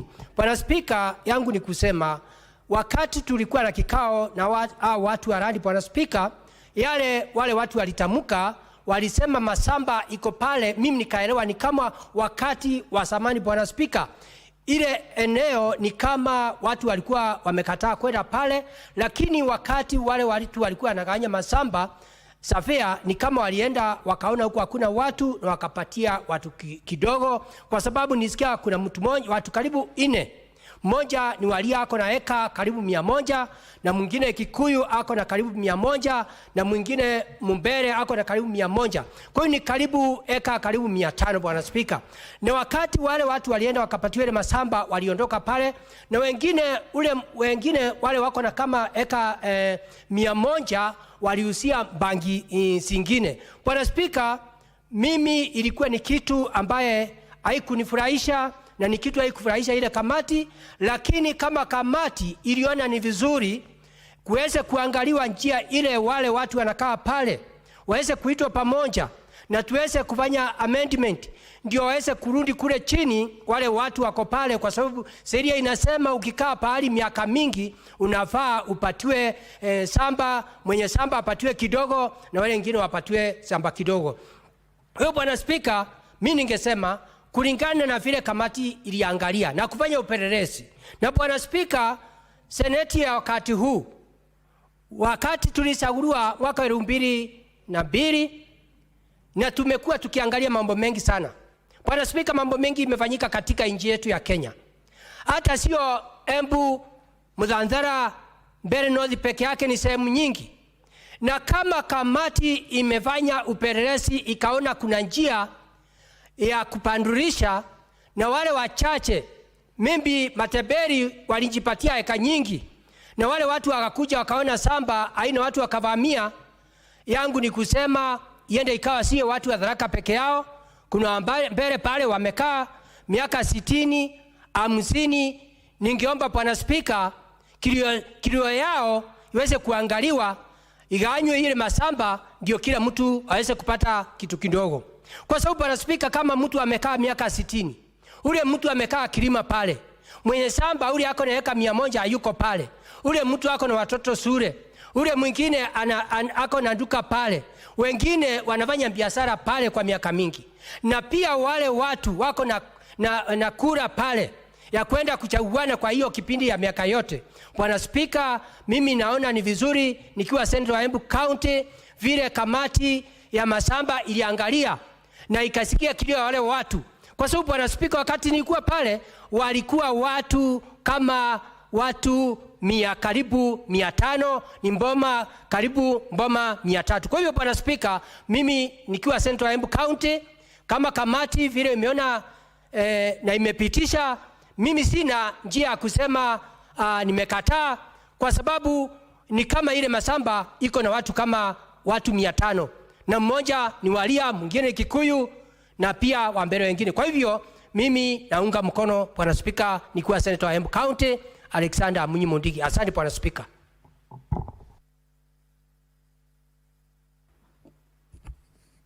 Senator Chelagey, I'm giving you the opportunity, but first approach the chair.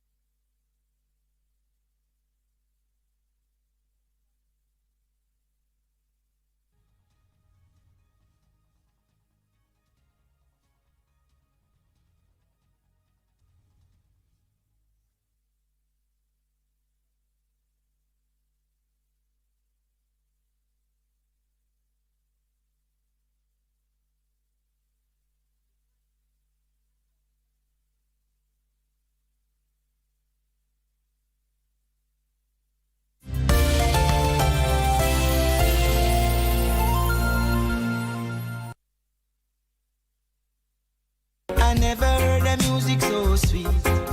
I repeat.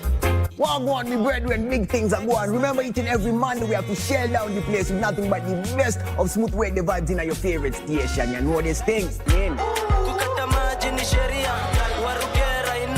Alafu kila Tuesday, kata simu tupo side, giving you Kenyan music from the 254. And of course, you can spice up your Wednesday by enjoying blazing hot hip-hop and R&B jams. We don't got no label. She say she want bottles. Vibes and vibes as we go all across Africa, Kenya, Nigeria, Ghana, all the way to Tanzania to give you nothing but the best on Afro Thursday. Make sure you make a date with us each and every single Friday. With me, DJ_Liza Diva. DJ Cole that. And me, Wanjiko. This is Club One Extra. Unanifanya nisikie kunyongwa. Hatija ai, mani especially ukisonga.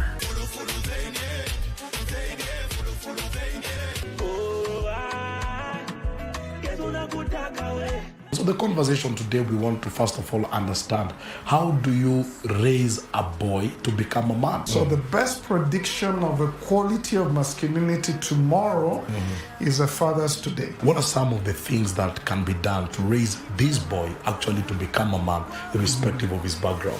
Take initiative, live responsibly, lead sacrificially, love faithfully, and leave a worthwhile legacy.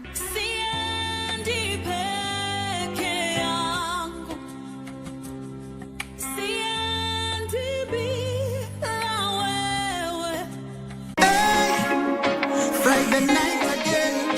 Greetings in the name of the Most High, Jah Rastafari. My good name is Marley Moses, the positive warrior, alongside... Yes, sir, DJ D-Rage, the baddest. Each and every Wednesday from 10 p.m. on KBC Channel 1 TV. Tunakuletea the biggest reggae party in 254 in a yard extra. Extra niceness of reggae music. Extra dose of entertainment. When the thing is nice, we have to do it twice.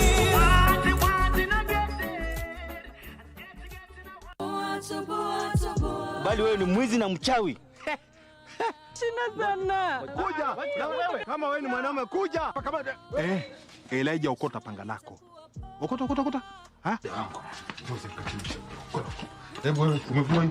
Hebu niangalie. Haya, umevua belt, nenda. Kwenda. Wasamea wakirudia tena. Waweke ndani hata wiki moja. Mimi nikiwachilia wataona mimi nafanya mchezo. Dadi yako?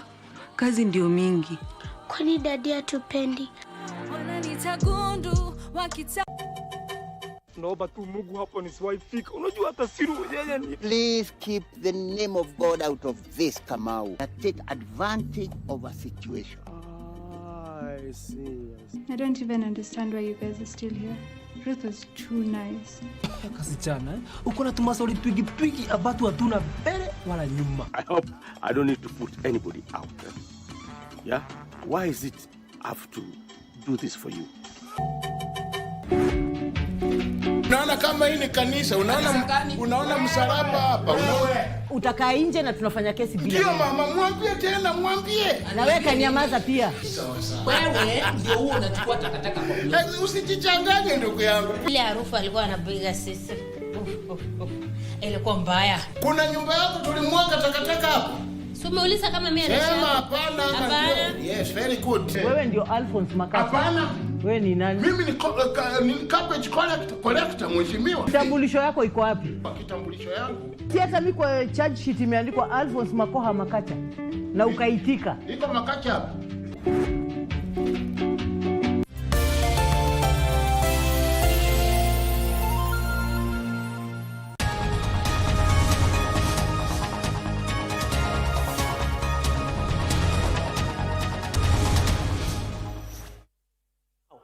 And that is why we celebrate him today. Make it your legacy, Mr. Speaker. Mr. Speaker, so that we can ensure, and I know there are many motions, Mr. Speaker, let us ensure, and I'm happy Senator Ogola was here, Mr. Speaker, let us ensure those issues, Mr. Speaker. Finally, Mr. Speaker, allow me to say under 1 minute, that we wish our neighbors, Tanzania, all the best as they go for general elections, Mr. Speaker. Although, you know, the other day, the former head of state, I cannot mention the name, was chiding Kenyans. But I'm seeing protests are already underway there, but we hope it will be peaceful elections, Mr. Speaker. I'm told the contest there, Mr. Speaker, is between Samia versus Suluhu. Senator Chalgei, you know, I've listened to you for 10 minutes, and in your subjections, you did not even mention the land in Embu. I've mentioned, Mr. Speaker. You went all through to Nandi for 10 minutes. Now you have crossed the borders to Tanzania. I will not allow you to do that. Mr. Speaker, I mentioned. Senator Mungatana. Mr. Speaker, I have not concluded.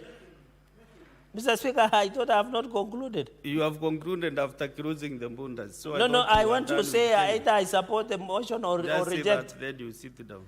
Okay, Mr. Speaker, I think this report is well done. This motion, Mr. Speaker, with those many remarks, I beg to support because it's Suluhu versus Samia. Thank you, Mr. Speaker. Senator Mungatana. Thank you, Mr. Speaker, for giving me the opportunity to make my contribution on this motion. Mr. Speaker, I support the findings and the report that has been explained to us in a motion well moved by the able senator from Mombasa. Mr. Speaker, I really truly support the fact that the true owners of the land in Embu, in this place called Muthanthara, in Embu County, the true owners be given that land. Mr. Speaker, that the senator himself was present to support what the Committee of Land was doing is a testimony that truly that this committee carried out what was just. I also want to recognize the petitioner, Mr. Peter Kangwaru Nyaga. Mr. Speaker, we really appreciate those people who move the Senate in this manner Mr.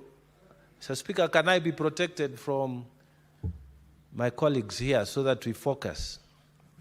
So I thank you. I just wanted to say the petitioner has done a fantastic job in bringing this petition to the attention of the Senate. Mr. Speaker, the true facts of the matter is that land adjudication sometimes becomes very unfair to locals who do not know the processes. Mr. Speaker, we have been told here that outsiders came to Mudhanthara and they took as much as 100 acres per person. People who do not live in that particular area. The people there, Mr. Speaker, unknown to them, their land was being alienated and their land was being allocated and title deeds being issued without their participation. Mr. Speaker, this problem is not unique in Embu and it's not unique in that particular area. It has happened in the coast, Mr. Speaker, as it is well documented. While people were living within the coastal area, eking their lives, taking care of their families, people from outside were given titles. And we created squatters in the coast, Mr. Speaker, because again of huge land allocations. The people who are there, the residents are not aware that land is being alienated, titles are issued, and we create squatters. Mr. Speaker, I want to thank the committee because they have taken one step forward. We may have so many problems within this country, but Mr. Speaker, I believe in incremental or step-by-step solutions. So what they have done, Mr. Speaker, is to solve one problem, and there may be many others, but they are solving one problem within that county, and I really support what they have done, Mr. Speaker.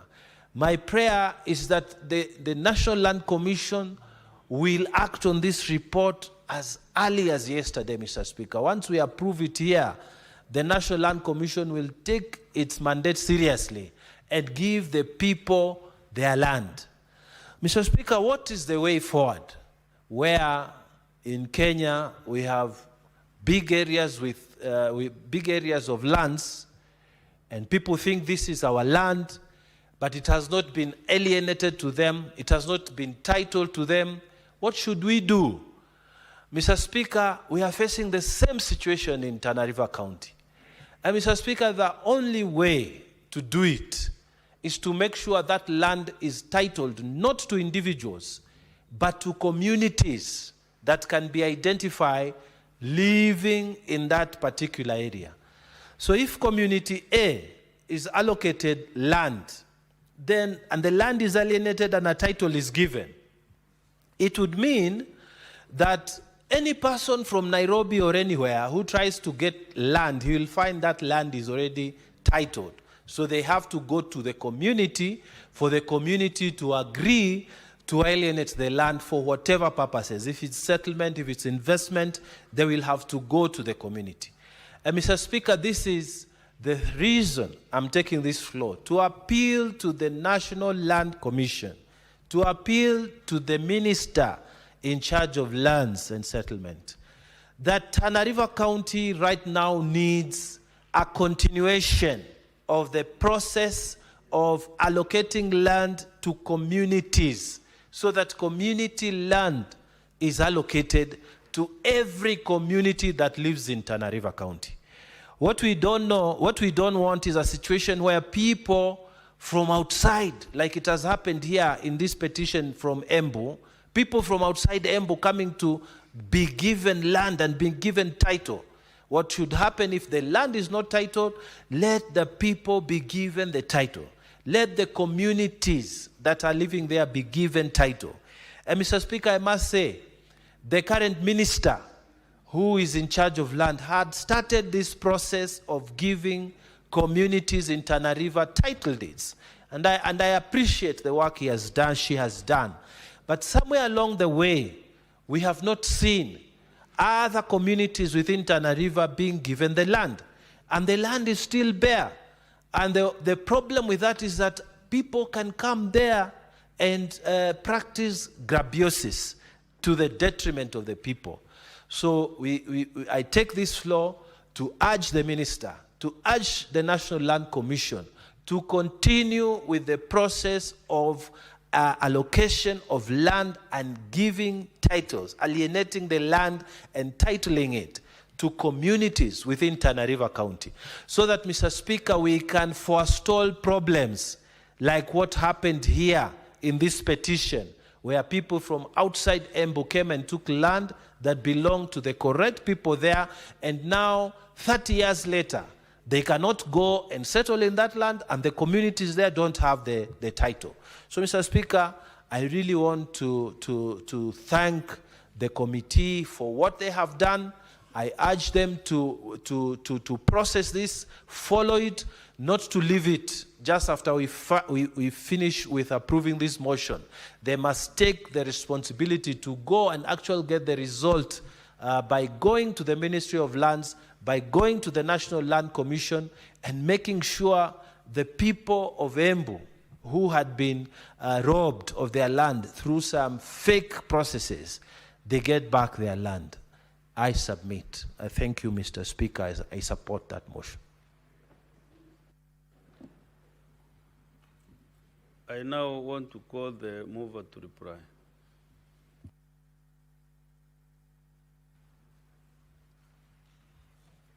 Thank you, Mr. Speaker. I want to thank Senator Beatrice for seconding the motion, Senator Mundigi, who is the senator for Embu County, for contributing to this motion, and Senator Mungatana for also contributing to this motion.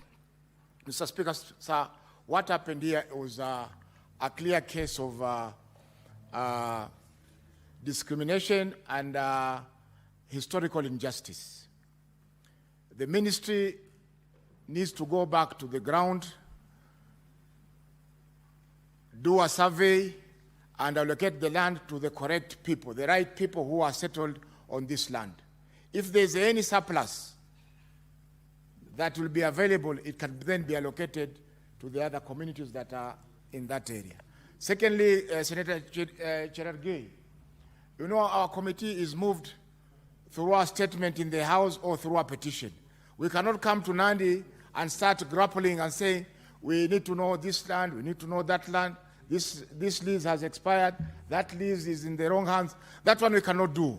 We can only be moved through the plenary here and through a petition, through a statement, and we can be able to come to Nandi and be able to deal with the issue the way we went to Embu. On Monday this week, we were in Meru, where the Deputy Speaker is the senator, and people were happy.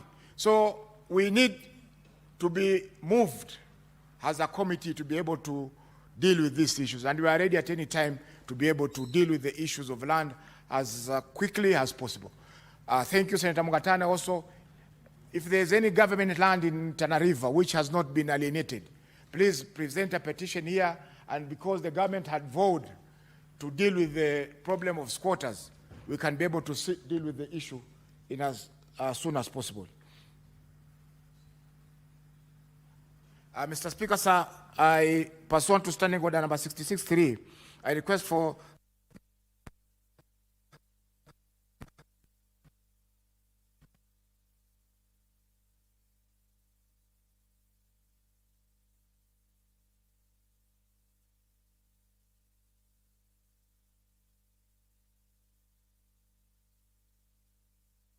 Kalam of Maroon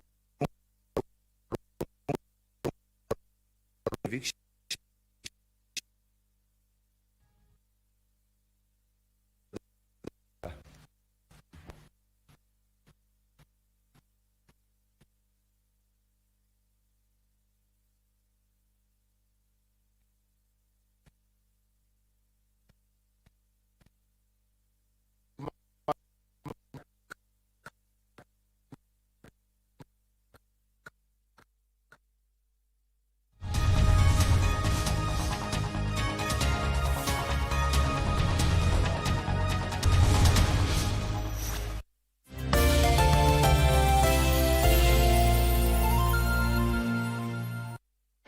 The world of governance is vast and can be alien to the ordinary man on the street. Critical issues are going to be discussed. From white papers to policy positions, it is easier to get lost in the labyrinth of words. Inside Government takes you to key global metropolis where critical decisions are made and where policies are crafted.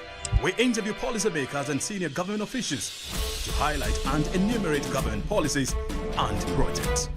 We take a deep dive into the underbelly of complex red tape to demystify policies across the country, across the world. Join me, O'Brien Kimani, on Inside Government, only on KBC Channel 1. Are you a talented artist? Or are you passionate about a topic you want to discuss? But money can be very hard to find for an upcoming artist. Don't worry, Studio Mashinani has got your back. Sign up on ajira.co.ke to book a session with your music and video producers across the country. Work on your music, jingles, spoken words, and even podcasts to realize your dream. All for free. Studio Mashinani, Radani Talent.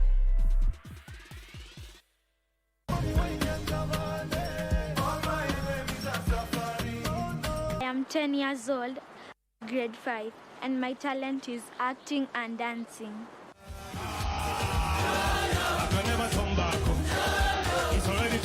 The person who inspires me is Kolo Blue.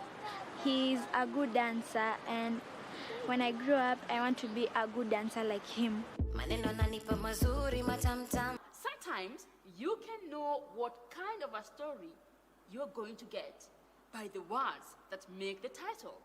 For example, our story today is One Dark Night. Susie works in a shoe shine shop. Where she shines, she sits. Where she sits, she shines. Today I'll be preparing pizza for you. Mama ananiambia nisicheze kwenye giza.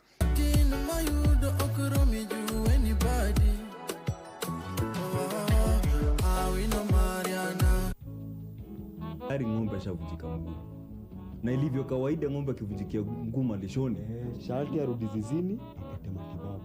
Sasa aliyekuambia mwambie azungumze ni nani? Yuwajua nini? Tulia kidogo. Kwa nini hukuniletea? Hukuniuliza? Kazi yako ni nini hapa? Please. Lakini wajua sipenda na kukutendea wewe. Hayo ni maisha yake. Maisha yangu yamebarikiwa na furaha. Yule msichana mbona ukamleta ndani yenu? Tafadhali be move tusiniumize. Unaona shida ile umetuletea? Wiki hii kwenye Mkulima tunaangazia ufugaji wa ng'ombe wa maziwa. Ng'ombe ni kama mwanadamu. Utamuona ukija kuwaona wanatabasamu, ama ukija unaona wanakuja wanataka kukusalimu, ama unaona sura yao. Ukiona sura imekunjana, unaona amedhoofika ama hana furaha, utajua huyu ng'ombe ni mgonjwa. Ni rahisi sana kugundua ng'ombe mgonjwa na yule si mgonjwa, kwa sababu mara mingi wao utabasamu. Hata wakilala unaona wana chew card, ile wazungu wanasema wana chew card. Unaona anachangamka. Kisha matumizi ya biogas. Tazama Mkulima kila Jumamosi saa 10:30 hapa KBC Channel 1 kwa uhondo kamili.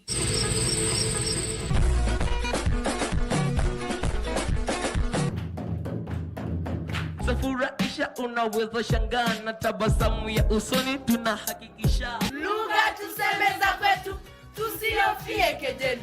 Talanta yasonga mbele, maendeleo yang'aa. Serikali imefanikiwa imefua dafu kudhibiti visa vya ajali nchini? Serikali imefanikiwa kuweka kamera za kidijitali ambazo zinaweza kupima kama gari inawenda kwa mwendo wa kasi. Kwanza unajua kwamba mashinani hakuna hizo kamera za usalama unazosema. Tunge sentensi kwa kuzingatia kiwakilishi cha idadi.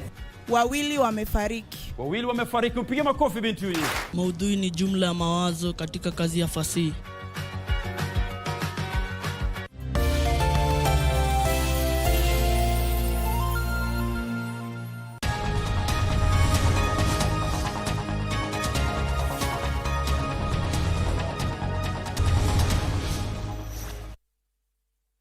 The Holy Rosary Church, Catholic Parish in Mwanda location of Taita Taveta County. Mr. Speaker, sir, I beg that this report be adopted, and I invite Senator Maruma of the Senate of the County of Taita Taveta to second this report.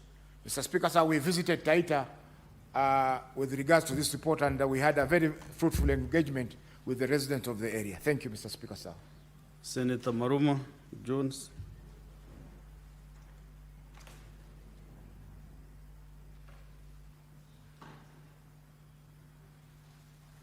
Yeah, thank you, Mr. Speaker, for this opportunity to second this motion on the petition by Robin Kalama, who represented the residents of Marungu.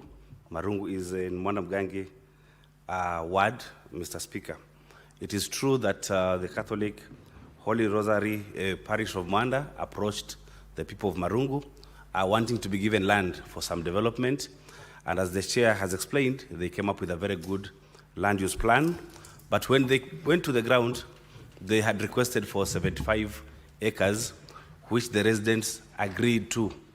But when the MCA representing Mwanamgangi ward presented the request for land, he requested for 1,000 acres.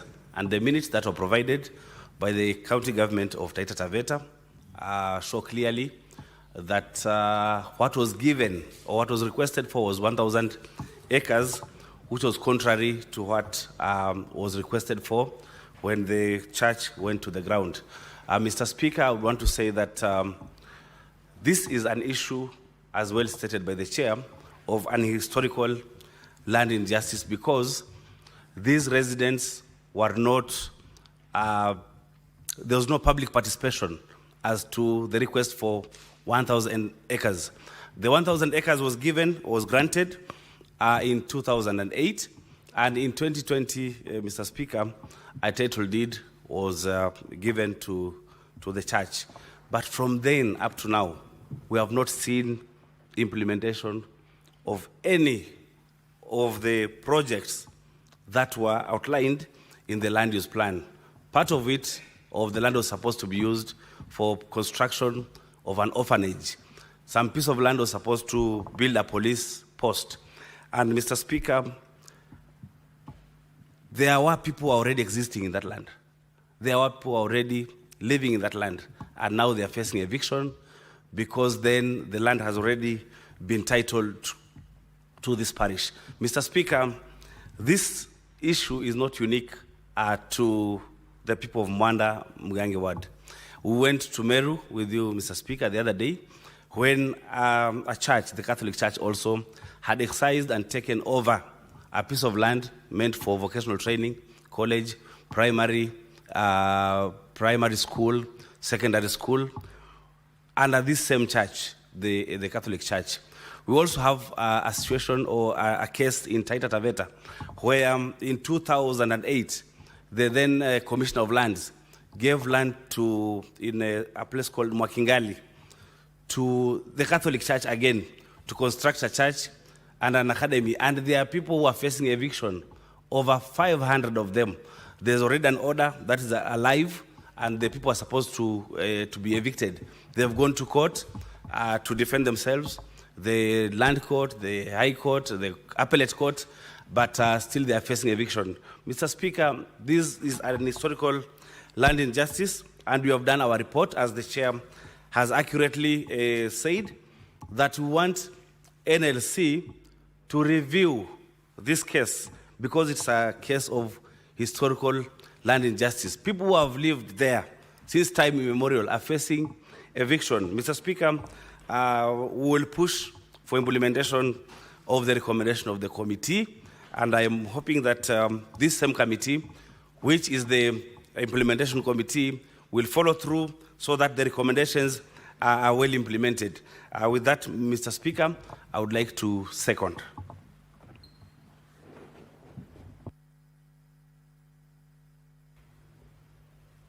Honorable Senators, I propose that the Senate adopts the report of the Standing Committee on Land, Environment and Natural Resources on a petition to the Senate by Mr. Robin Karama and other residents of Marungu in the Taveta County concerning threatened eviction from the ancestral land by Holy Rosary Catholic Parish, Mwanda, laid on the table of the Senate on Tuesday, 7th October 2025.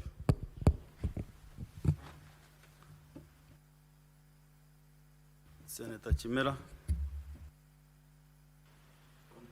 on this motion. Asante sana Bwana Spika kwa fursa hii niweze kutoa mchango wangu kwa ripoti hii ambayo iko mbele yetu leo hii. Bwana Spika, kwanza niipongeze kamati hii ya swala la ardhi ikiongozwa na seneta ambaye ninamheshimu sana, mzee wangu Mheshimiwa Seneta Mohamed Faki kutoka kaunti jirani ya Mombasa, vile vile na wale wanakamati wote ndani ya kamati hii kwa kazi nzuri ambayo wameifanya. Bwana Spika, ukiangalia taratibu leo ya biashara ya bunge hii, Bwana Spika, utaona kwamba ripoti nyingi leo zinaweza kuwasilishwa hapa bungeni na kamati hii ya Mheshimiwa Faki kuhusu ardhi, wakiweza kuwasilisha ripoti kadhaa wa kadhaa la swala la ardhi. Bwana Spika, katika maisha yangu mimi nimekuwa nikifikiri kwamba swala hili lote la ardhi, kukosa vyeti vya ardhi, kufurushwa kwa wananchi wetu, nilifikiria ni swala ambalo liko pwani peke yake, Bwana Spika. Lakini ninashangazwa kuona kwamba pia wenzetu kutoka kaunti ya Embu, kutoka kaunti ya Kissi, Bwana Spika, na hata vile vile kaunti ya Mombasa, ndugu yangu Bwana Faki, pia wao wana shida kubwa ya swala hili la ardhi, Bwana Spika. Kweli donda hili la ardhi limekuwa donda sugu, Bwana Spika, na hivyo basi ni nafasi kuu swala la ardhi ndani ya nchi hii, sio pwani pekee, Bwana Spika, kwa sababu mara mingi tumekuwa tukilia hapa kama viongozi wa pwani kwamba siku nyingi wa pwani tumekuwa watu ambao tunaitwa maskwota, Bwana Spika, mpaka tumezoea. Mimi mwenyewe, Bwana Spika, ninapozungumza hapa, mimi ni skwota pale Kwale, Bwana Spika, na mimi ni kiongozi, Bwana Spika. Kwa hivyo niseme ni furaha kwamba tuko wengi, kwamba ni nchi nzima inalilia swala hili, Bwana Spika, na Waswahili husema kilio cha wengi huwa ni harusi.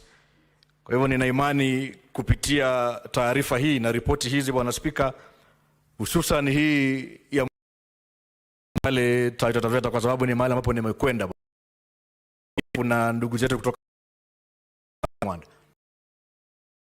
furushwa ya swala lote ile radhi, Bwana Spika. Pia tu nikirudi nyumbani, swala hili sana katika kaunti nyingi sana, mimi mwenyewe nimeuliza mashamba mengi hivi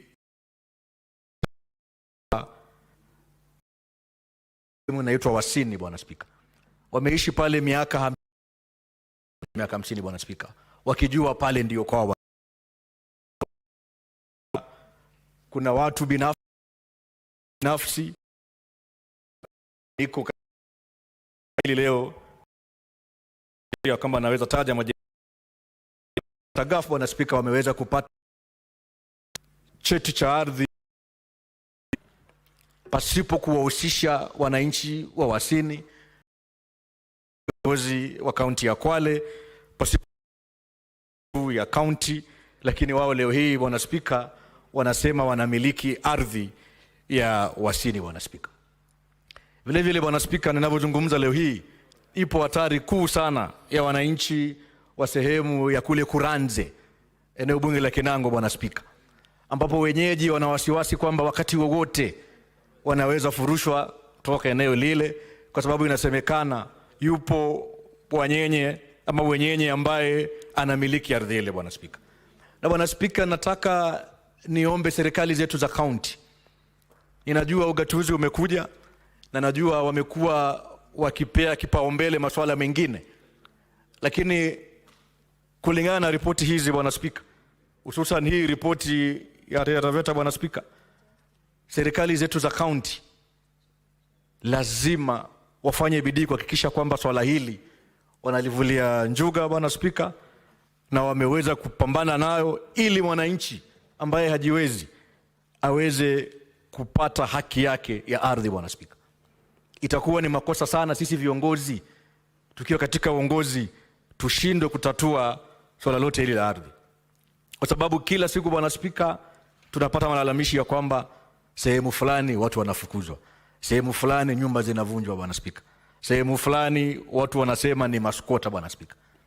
Hadithi hii ya uskota Bwana Spika nafikiri inafaa ifike kikomo, na nimshukuru sana Senator Faki kwa kazi nzuri hii, kwa kujitolea kuhakikisha kwamba wapo tayari kusafiri katika kila kona ya nchi hii kumsikiza mwananchi na kuhakikisha kwamba anapata haki yake kupitia kamati yake.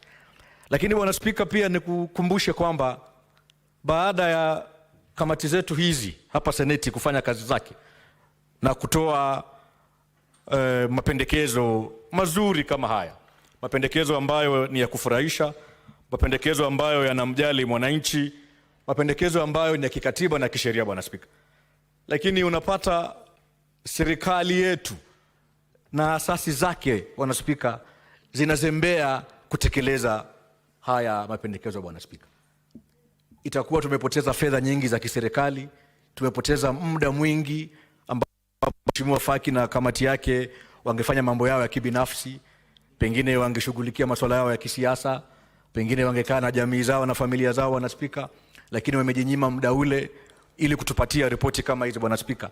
Alafu wale ambao wana jukumu la kutekeleza Bwana Spika wanashindwa kutekeleza mapendekezo ya kamati zetu za Senate. Na nitakupa mfano Bwana Spika.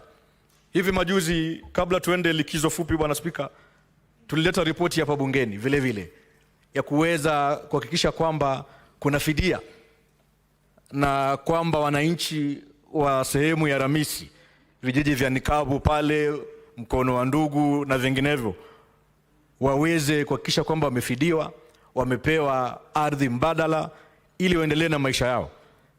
Na ikawa amri Bwana Spika, na narudia, amri, sio pendekezo, ni amri ya mahakama kwamba tume ya masuala ya ardhi NLC Bwana Spika iweze kuhakikisha kwamba fidia hii imefanyika, iweze kuhakikisha kwamba wananchi pale Ramisi, Kanaana pale wameweza kupewa ardhi mbadala ili shughuli zao za kawaida ziweze kuendelea. Lakini la kusikitisha Bwana Spika, mpaka sasa ninavyozungumza hapa leo hii Bwana Spika, halijafanyika hili. Je, tujiulize ina haja gani basi bunge la Seneti hili kuwekeza pesa kuzunguka nchini, kwenda Kilifi, kwenda Malindi, na vile vile pia Bwana Spika, ninafahamu kwamba pia pale Malindi katika uwanja wa ndege pale vile vile kuna maskota pia zaidi ya 1000 Bwana Spika.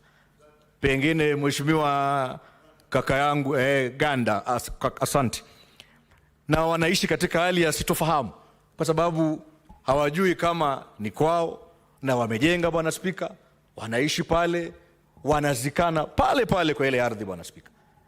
Itakuwa sio sawa kwa ndugu yangu Seneta Mazayo kwenda kutafuta kura tena na swala hili halijashughulikiwa Bwana Spika.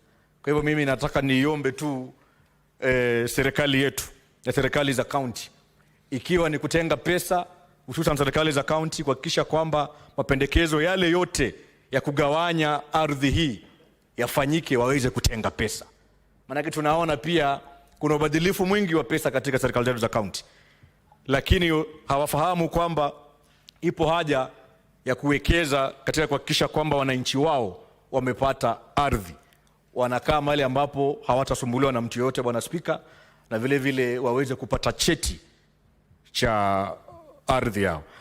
Vile vile nikimalizia, Bwana Spika, kwa sababu hali yote hii nimeona ni hali halisia nchini mzima, Bwana Spika, niipongeze tu serikali yetu hii ya mseto katika jukumu lake na juhudi zake za kuhakikisha kwamba swala la mashamba limeweza kukombolewa pale Pwani. Nafikiri leo hii wenzangu wapo hapa, namuona seneta wa Taita Taveta yuko pale, namuona seneta Faki, namuona seneta Mazayo, watakubaliana na mimi 100% ya kwamba tuko katika mikakati ya kuhakikisha kwamba yale mashamba yote ambayo mabwenyenye walichukua na hawapo yameweza kukaliwa chini, tukaweza kupata orodha ya maskwata wetu, tukawasilisha ile data kwa afisi ambazo zinahusika, na serikali kuu iweze kuwafidia na kulipa ardhi zile, ili watu wetu leo hii, watu wa Kilifi, watu wa Kwale, watu wa Mombasa, watu wa Tana River, watu wa Lamu, nimeanza Pwani, Lamu na Taita Taveta wanaweza kupewa ardhi, ndio ili waweze kukaa kisawa, waweze kuhakikisha kwamba wanafahamu serikali yao ipo na wao. Bwana Spika. Bwana Spika, kwa hayo mengi au machache nasema asante sana na pongezi sana kwa kamati hii ya Mheshimiwa Faki, na nina imani hivi karibuni, Bwana Spika, kamati hii nitaweza kuhakikisha kwamba imefika pale Wasini, Kwale County, pia kuchunguza ile hatari ambayo iko pale Wasini kuhusiana na swala zima la ardhi. Asante sana Bwana Spika. Senate Minority Leader, Senator Mazayo. Asante sana Mstahiki Spika. Mstahiki Spika, mimi pia nataka kuungana na ndugu zangu maseneta ambao wamechangia mswada huu wa mashamba. Kama inavyojulikana katika Kenya mzima, kama kuna mahali popote ndani ya Kenya ambapo kumeathirika zaidi ni mkondo ama ni sehemu za Pwani. Mashamba yamechukuliwa kwa hali ya dhulma. Mashamba yao yameweza kuchukuliwa kwa title ambazo ni fake, title bandia. Tokea jadi watu wamekuwa wakiandika ma title bandia, wakija wakifurusha wakaaji wa pale bila kujali maslahi yao, ama makaburi ama makanisa ama misikiti ambayo iko katika yale maeneo.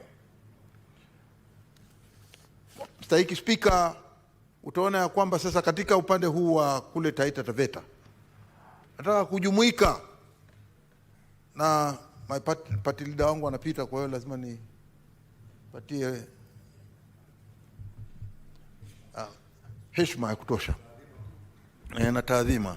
Kwa hiyo mimi nataka kusema tu ya kwamba kwa upande wa Taita vile vile ni watu wameathirika. Kwanza kuathirika na wanyama ambao wanaingia ndani ya mashamba kama vile, na vile vile wale wakaaji wa pale yale mashamba yao kuweza kuchukuliwa, hususan na watu ambao wanajua kabisa vitendo wanavyofanya ndani ya wizara ya mashamba ni ukorofi, ni wizi na ni ufisadi.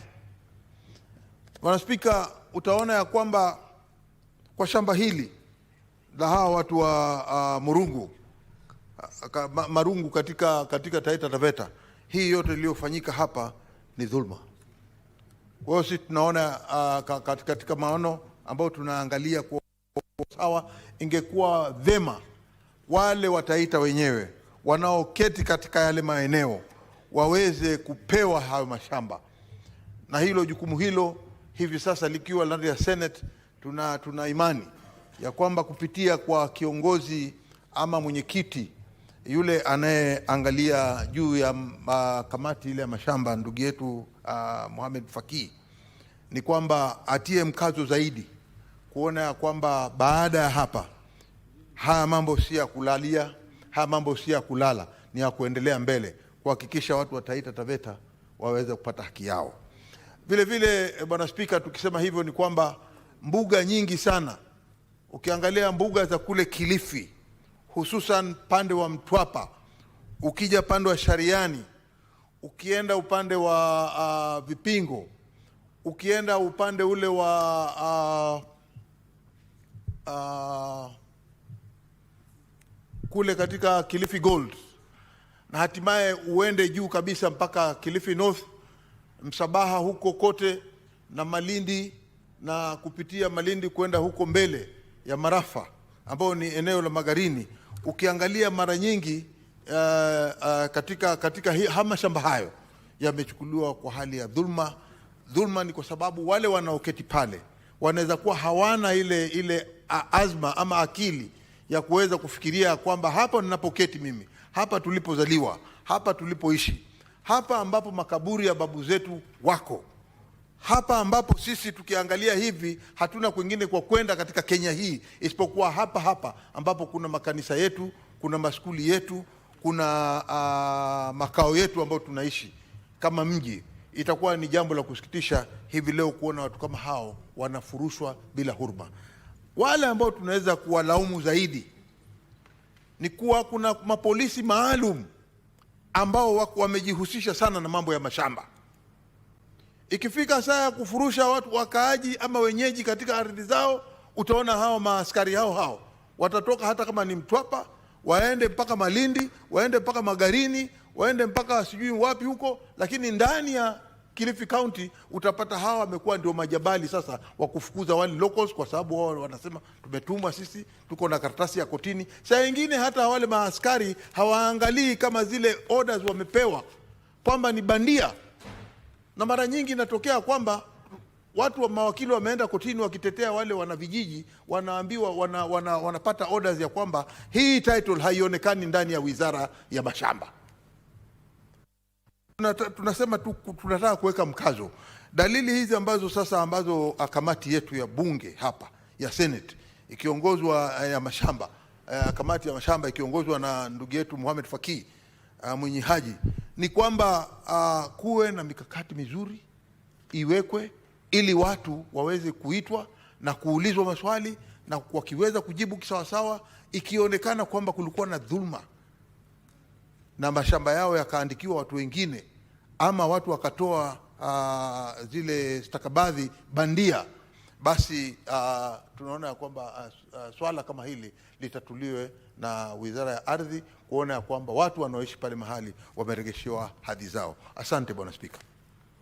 Thank you. I now call upon the mover to reply.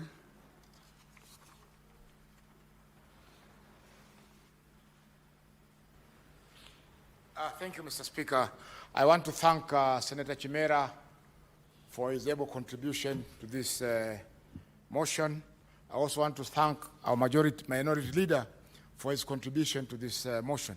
I also want to thank Senator Maruma for seconding the motion. Senator Maruma is not only a member of the committee, but is also the area senator.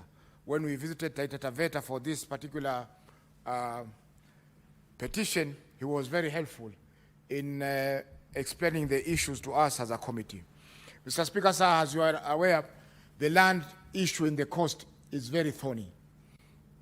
We have seen instances where people are being evicted just because somebody in Nairobi allocated the land to the wrong person. The other day we were in Meru, and we saw for ourselves that the issues that were there, the land which was reserved for the public utilities was being appropriated by the church. But the church, I'm glad they were willing to come and sit down and discuss the issue there. Mr. Speaker, sir, in Jomvu, Jomvu Kuu area, the Methodist Church, took about 170 acres of land. And right now they are subdividing and selling it to third parties. Yet, initially the land was meant for use by the church. How does a church become a land broker? This is all a matter of addressing the land historical injustices, and I think the National Land Commission should do more rather than just saying that we are handcuffed. Although they have many cases right now. They have about 1,500 cases, and I understand their term is coming to an end next month. But that does not stop them from working hard to make sure that some of these cases are resolved as soon as possible. I thank you, Mr. Speaker. And I beg to move that under Standing Order number 66.3, the issue of putting the question be deferred to the next date. Thank you. Next order.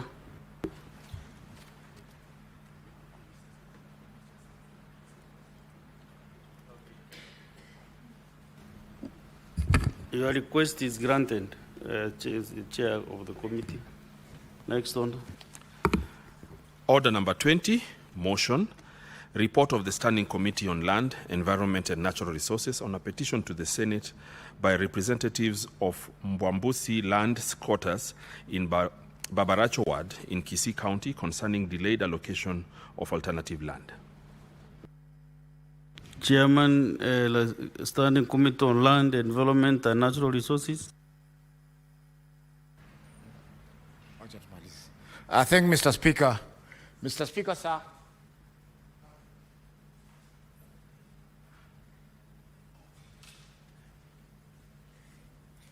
Mr. Speaker, sir, I beg to move that the Senate adopts the report of the Standing Committee on Land, Environment and Natural Resources on a petition to the Senate by a representative of the Mabundusi land squatters in Boraracho Ward in Kissi County concerning delayed allocation of alternative land by over resettlement or compensation for the ancestral land that was alienated by the government of Kenya for creation of the Kissi Agricultural Institute and Kissi Farmers Training Center, laid on the table of the Senate on Tuesday, 7th of October, 2025.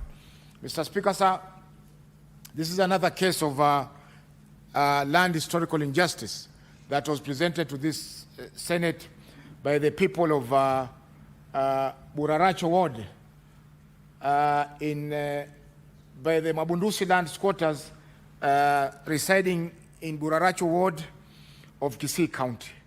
Mr. Speaker, sir, the land was alienated by the government for the purposes of the Kissi Agricultural and Livestock Organization, KALRO, formerly KARI, and the Kissi Farmers Training Center. Initially, the land initially leased from the squatters in the early 60s. Mr. Speaker, sir, the petitioners wanted that the Senate direct the National Land Commission to conduct independent and accurate audit to examine the actual acreage occupied by KALRO and KFTC, and number two, ensure that expeditious allocation and resettlement of the petitioners on available public land as compensation for the alienated ancestral land. Mr. Speaker, sir, this land, the KALRO land in Kissi, has been in the eye for many years. In fact, several high-profile politicians coming from this region, from that region, have been beneficiaries of allocations. These include a portion was allocated to Jared Benson Kangwana, who in fact obtained judgment in his favor for that particular portion that he was allocated. There were other matters which are still pending in court, Mr. Speaker, sir, and therefore we could not dwell on. Mr. Speaker, sir, although they had petitioned the National Land Commission, the National Commission had not been able to hear their cases because of the termination and maybe retirement of the commissioners who are members of the National Commission. Mr. Speaker, sir, the committee visited the land and they had an engagement with the squatters. Part of the land, Mr. Speaker, is occupied by KALRO and the Kissi Farmers Training Center. The other part is still vacant. However, the land is still, the KALRO and the Kissi Farmers Training Center still need land to be able to undertake their activities. And therefore, the committee recommended that the National Land Commission go back to the ground with the assistance of the local leaders, with the assistance of the community, and with the members of the Mabundusi squatter society, to be able to do a survey and ascertain the actual land that is occupied by Kalro and the Kissi Farmers Training Center. Number two, we also recommended that if there will be any land which will be available, apart from the land that is reserved for the Kissi, Kalro, and center, then the land be considered now for allocation to the squatters who were originally. However, this is subject to land that is available. Kalro, coming days, research will be uplift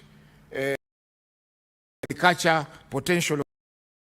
It will also be required and innovative to the farm will be necessary, so that whatever is being, so that they improve the needs. Mr. Speaker, that the report be adopted, and I Beatrice Ogola to second. Thank you. Senator Beatrice Akinyi.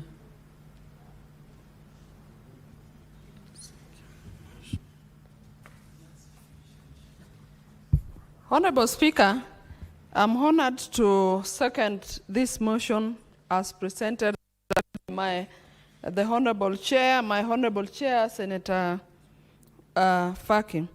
Honorable Chair, as I second this motion, it is also important to note the role or the non-responsive nature of the National Land Commission in all these petitions. Honorable Chair, some times back on this floor, the Committee of Lands was reminded that we had 13 petitions pending as a committee. And I want to say from the start that Kenyans had a lot and lots of hope in the work of the National Land Commission. But Honorable Speaker, in most of the petitions we are dealing with, we are not able to maybe move with speed over these petitions as expected by the petitioners, because the National Land Commission has been slow.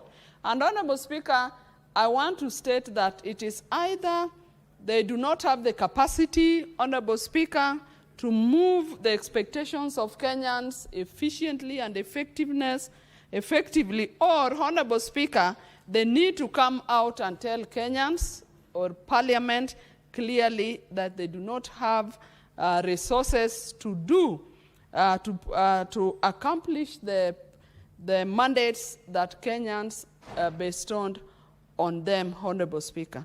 Honorable Speaker, this is a petition we dealt with. The committee was able to move to the ground, Honorable Speaker, and as the chair stated, these land issues must be attended to, and Honorable Speaker, it is the responsibility of the National Land Commission to manage public land on behalf of the county governments and the national government, so we have a lot to expect from them. Historically, we know that a number of places have a lot of injustices that have been meted on them. The core mandates that came from the National Land Commission. I second.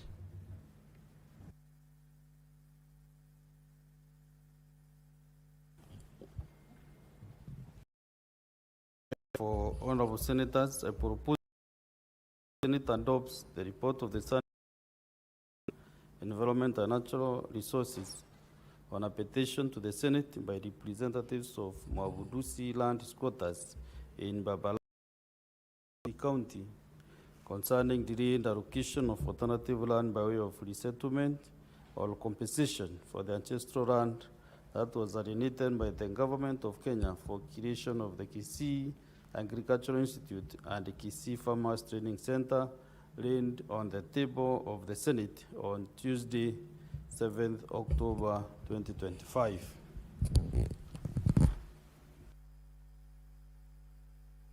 We give a few senators to make their comments. Senator Onyonka Richard, Momoima.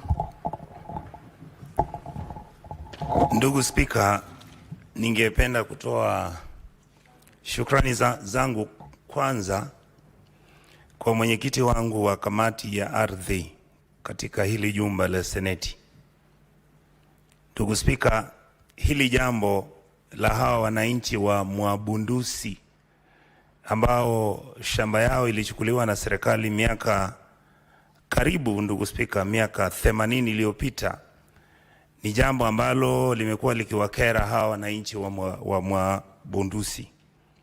Ndugu Spika, hawa wananchi walipokuja tukakutana nao, kwa sababu ni viongozi wa mashinani ambao tulikuwa tunajuana na ni wazee ambao wengine wao washamaliza kufanya kazi ya serikali na ni retirees. Walikuwa nasema hili jambo la hii shamba limekuwa likitukera na hatujui tutakuwa nafanya nini.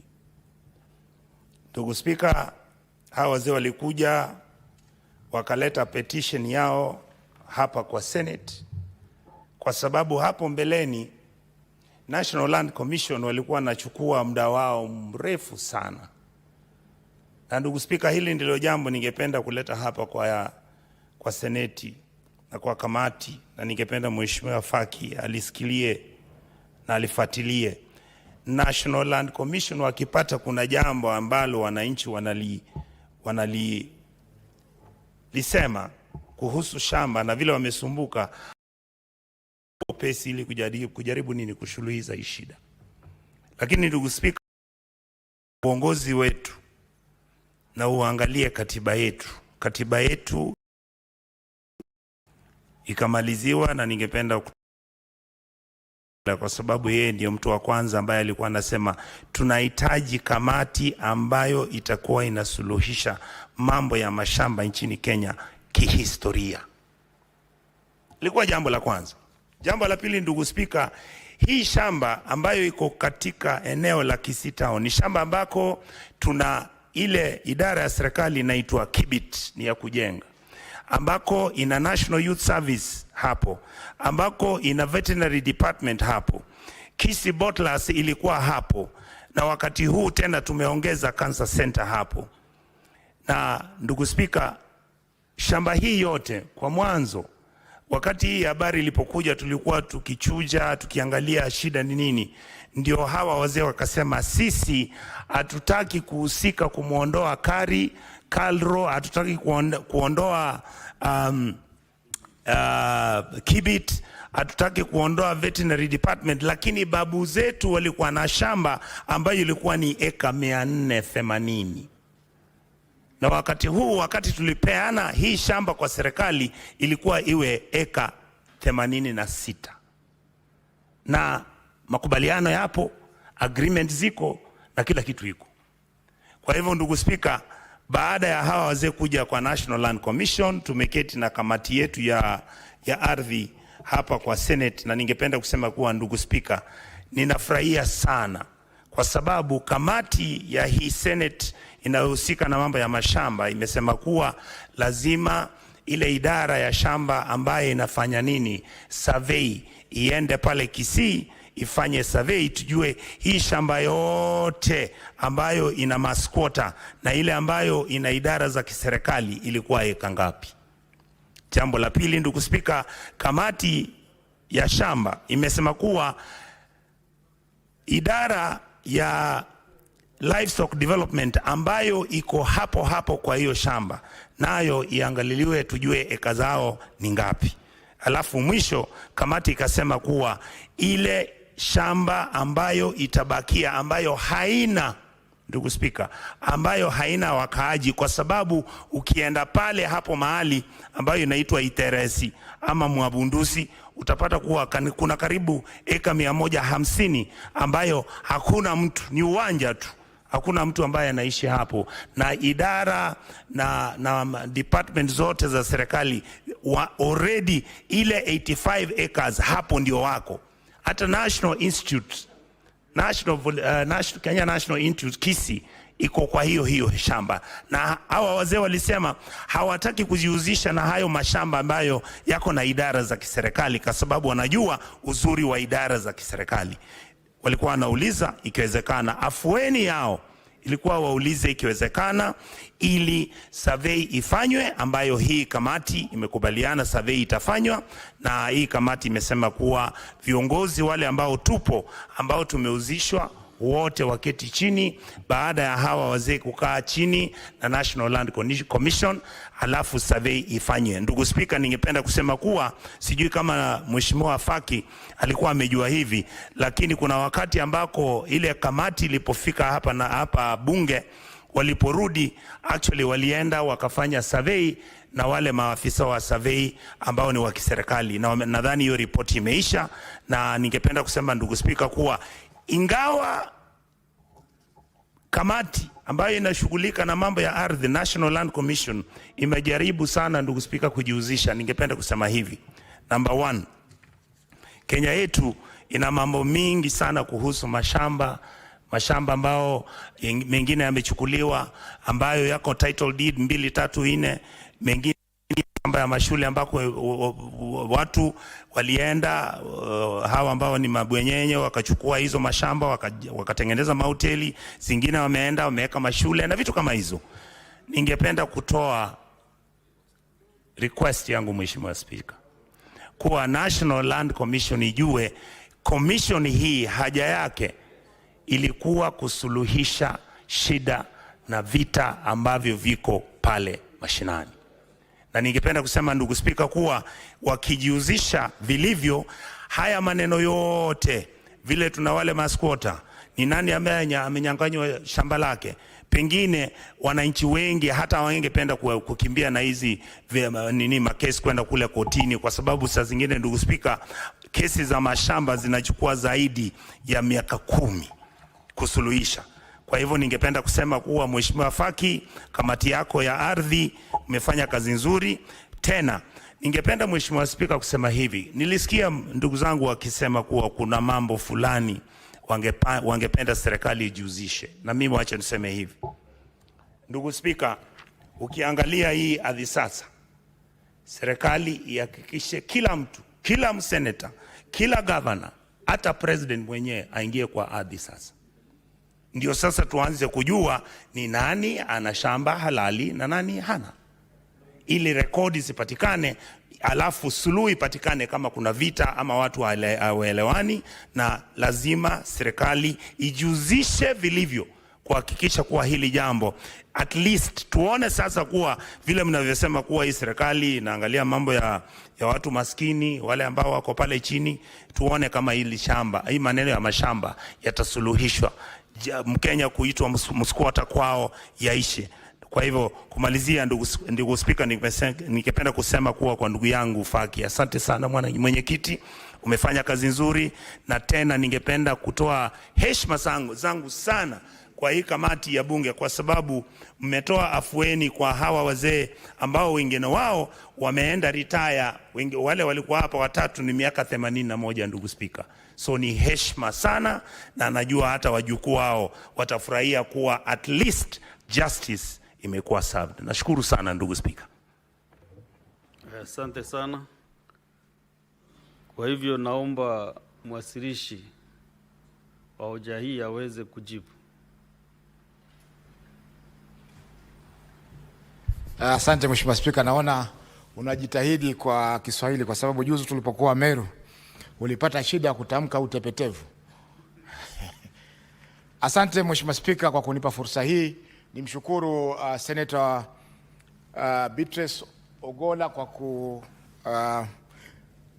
second motion hii. Vile vile pia namshukuru Senator Onyonka ambaye ni senator wa Kissi, ambaye alisimamia swala hili akihudhuria mikutano na vikao ambavyo tulifanya na watu wake wa Kissi kuhusiana na swala hili. Mheshimiwa Speaker, ni kweli kwamba National Land Commission haifanyi kazi yake kwa haraka kama vile inavyostahili, kwa sababu kwanza wana shida ya bajeti, na vile vile pia wana shida zingine za msingi ambazo zinawazuia wao kufanya kazi zao kikamilifu. Kwa mfano, sisi ripoti zetu nyingi zilichelewa kwa sababu commission ilikuwa haijakuja mbele yetu kuweza kueleza yale mambo anayopasa kueleza kuhusiana na haya masuala tofauti tofauti. Lakini katika kikao cha mwisho na mwenyekiti aliweza kuthibitisha kwamba ataweza kutilia nguvu masuala hayo ili kuona kwamba ripoti zetu hazichelewi na pia yale mahitaji ya wananchi ambao wanataka kuchunguzi hawezi kucheleweshwa. Mheshimiwa Spika, ripoti hii nafikiri ikitekelezwa itahakikisha kwamba zile dukuduku na yale matatizo ambayo hawa wananchi wa Mwabundusi wameweza kuona kwamba haki imetendeka. Ardhi ilikuwa imetengwa ya maskota wote ilikuwa ni eka 400. Karo walisema yao ni eka 100. Kwa hivyo ziko karibu eka nyingine 300 ambazo kama zitaweza kugawanywa wataweza kupata afueni wale ambao wameishi pale kwa muda wa mababu na mababu. Mheshimiwa Spika, vile vile kama kamati tutaweza wizara pamoja na National Land Commission kwa tumezileta mbele ya bunge zimeweza kutekeleza ufaa. Naomba kwamba kupigia kura kulingana na kifungu cha 66(3) cha kanuni za Senate liweze kuahirishwa mpaka siku za usoni. Asante Mheshimiwa Spika. Na mwenyekiti, ombi lako limekubalika. Next on. Order number 21, motion, report of the Standing Committee on Land, Environment and Natural Resources on a petition to the Senate by Mr. Najib Shashman and other petitioners concerning recognition of land ownership rights and redress of historical injustices in Mombasa County. Mwenyekiti wa kamati ya ardhi, mazingira na maliasili. Asante Mheshimiwa Speaker. Thank you Mr. Speaker. I beg to move. Mr. Speaker, I beg to move that the Senate adopts the report of the Standing Committee on Land, Environment and Natural Resources on a petition to the Senate by Mr. Najib Shamsan and others concerning recognition of land ownership rights and redress of historical land injustices in Mombasa County, laid on the table of the Senate on Tuesday, 7th of October, 2025. Mr. Speaker, sir, Mombasa and the coast region has had the unique land ownership tenure, which is also known as houses without land, where I own the house, but the land belongs to somebody else. Most of this ownership, Mr. Speaker, came up as a result of the historical nature of the coastal, or the 10-mile coastal strip, where land was owned or was in the trusteeship of the Sultan of Zanzibar. When the Sultan relinquished the coastal strip to the government of Kenya, there were no efforts put in place to be able to rectify this problem. And most of the land, apart from the few that was allocated to the people, most of the land remained in the hands of the government.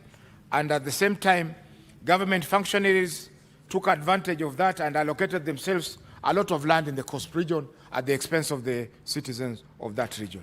Mr. Speaker, therefore you will find that in most areas like Kisauni, Changamwe, even the island, you will find that many people don't have titles to the houses that they own.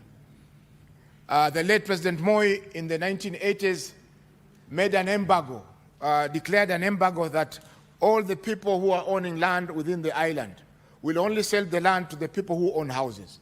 And at that time, Mr. Speaker, sir, the houses, the land was going for about 30,000 for those on the main road and 15,000 for those behind the main roads. Many people took advantage of this and they were able to regularize their position. However, in places like Kisauni, in places like Changamwe, this tenure system is still persisting. Mr. Speaker, sir, currently the owners of the land are imposing exorbitant land rent on the people owning these houses. They will wake up in the morning and say that we are now increasing the monthly rent from 500 shillings to 1,500. Some are even asked to pay 10,000. Some are asked to pay 15,000. Last week I saw some notices which were served on some residents of the island, where they are being asked, you either pay 6.5 million for your plot, or you pay rent at a sum of 6,000 shillings per month for that portion, which sometimes measures about 50 by 40 or 80 by 100, and so on and so forth. So, Mr. Speaker, this is a continuing problem. It is a continuing problem. People have not been able to develop their houses because when they want to develop, they still have to go back to the landowner for a consent. And the consent is awarded on the basis of the value you want to put on that land. If you are building a house of 1 million shillings, you are supposed to part with 100,000 as a consent fee to the landowner. And then on top of that, you continue paying the ground rent. The only document they normally have is the building plan, which is signed by the landowner and the developer. So that if you want to go to the bank, you cannot be able to access to credit. If you want to maybe bond or bail somebody who has been charged with a criminal offense, you cannot be able to take that document to the court for issuance of the bail. And you cannot be able, in a nutshell, you cannot be able to use that document at any other place apart from your relationship with the landowner. So, Mr. Speaker, sir, we investigated this. We visited Mombasa. We had presentations from the National Land Commission. We had representations from Mr. Nagib Shamsan. We had representations from Mr. Abdullahi Farah, who is an elder resident in Mombasa. And we had a serious consideration. In fact, we did discuss these issues with the National Land Commission and were able to see what to be able to resolve these issues. So the National Land Commission also did their own investigation, and they presented their report to the petitioners on the historical land injustice in the last month of September in Mombasa. So, Mr. Speaker, sir, we are recommending the following: that first of all, the National Land Commissions should expedite all the investigations into historical land injustices claims in Mombasa, and makes final determination within 3 months upon adoption of this report by the Senate. Mr. Speaker, sir, I'm aware that they have already made their recommendations, and their recommendations are twofold. Number one, that the national government comes in to acquire the land which is owned by these private landowners and redistribute it to the people who are resident on those portions of land. And that in the meantime, pending the government doing that, pending the government acquiring this land for purposes of resettling those people, there should be no evictions in Mombasa and the coast region in general. The second recommendation we are making, Mr. Speaker, sir, is that the Mombasa County government to investigate matters of alleged illegal subdivisions of land and streamline the remittance of land rates by the absentee landlords. Mr. Speaker, sir, you will find that most of these landlords do not pay the land rent, the land rates that are due to the county government of Mombasa. The county government has also allowed subdivisions, even when there are people with questionable documents. For instance, the land at Mwembekuku, Mr. Speaker, sir, it was subdivided. It was one land parcel, but it was subdivided into portions, all of which have now been valued by the landowners at Kenya shillings 5 million per plot.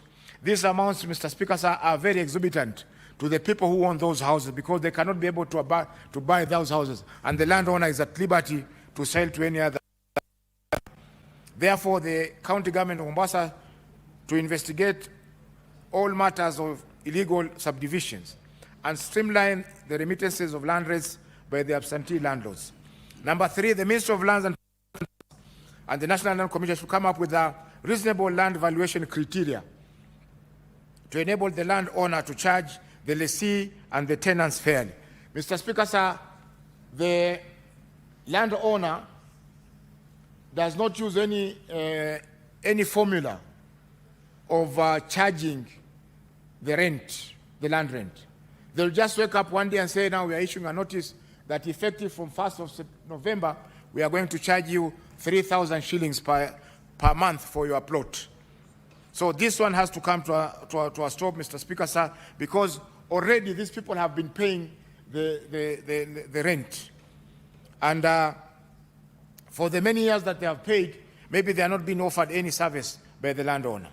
Number 4, the National Committee undertakes a thorough analysis to document the challenges and propose context-specific interventions that will inform future policy reforms and legislative amendments to ensure equitable land distribution and conflict resolution. These proposals are to be shared with the committee on or before the 31st of December. Mr. Speaker, sir, here we are addressing the issue of policy, because at the moment the government does not have any policy on what happens to these people who have been owning houses but they don't own the land. Can the government maybe come up with a policy that they acquire the land from the landowner and then allocate it to the house owners at a reasonable price so that people can title and they obtain titles for the land that they own? Mr. Speaker, sir, this is the report on the land historical injustices. The committee has taken the time to visit Mombasa and be able to see for themselves the problem that these issues has generated. Previous attempts, Mr. Speaker, sir, were done. I remember in the year 2000 and between 2003 and 2006 and 7, there was a committee which was established by the Minister of Lands, headed by Professor Kivuza Kibwana, who was then Minister for Lands, to deal with the issues of these historical land injustices in the coast. Mr. Speaker, sir, I beg to move, and I ask Senator Maruma to second this report. Thank you. Senator Maruma. Yeah, thank you, Mr. Speaker, for this opportunity to second this motion on the report on historical land injustices in Mombasa. Being a resident of Mombasa, I'm well privy and apprised to this issue of historical land injustices in Mombasa and the issue of people who have built houses but do not own the land. Mr. Speaker, this is an issue of historical land injustice, and it should be addressed by the National Land Commission. And I want to also decry the complacence and the lack of assertion by asserting themselves, National Land Commission asserting themselves to resolve the issues which are very rampant within the coast region of historical land injustices. Mr. Speaker, I wanted to comment about the Bundusi, but didn't give me opportunity. It's an issue where a historical land injustice claim has been laid within NLC, but NLC is not keen on addressing that injustice. Back to Mombasa, Mr. Speaker, there are many people who are suffering, and the NLC can apply themselves judiciously to resolve that issue. Mr. Speaker, these issues are not only unique to Mombasa. Even in Taita Taveta, there are areas where even government institutions have taken land belonging to the public. We have cases in Taita Taveta where NTSA has taken land, they're claiming that land is theirs, and yet there are people who have built houses and now they want to evict those people. We have a case where the prisons department has taken a big chunk of land in a place called Ore, in Voi, where the people of Ore are farming, but because there was a gazette notice in the 70s where the government gave land the prison department. That land, the prison department is claiming it, and they've started constructing houses without a title deed. And they're using is because they were given by NLC compensation because of construction of SGR. And the question that we've been asking ourselves, is it proper for government to compensate a government entity, land? So, Mr. Speaker, the issues of Mombasa and the coast region are very valid, and the chair has explained very well that these are issues that need to be addressed by NLC and the Ministry of Lands. I'm happy to note that the ministry and the government has gone ahead and provided a framework of purchasing some of the land and settling the residents.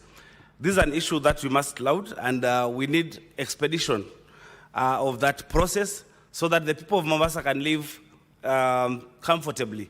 We have a house, Mr. Speaker, that was built by my family in 1970 in Mombasa, but up to date, we are still paying land rent for all those years, over 35 years, Mr. Speaker. So I'm hoping that the recommendations of this report would be expedited, would be implemented, so that the historical land injustices of Mombasa can be addressed. I thank you, Mr. Speaker.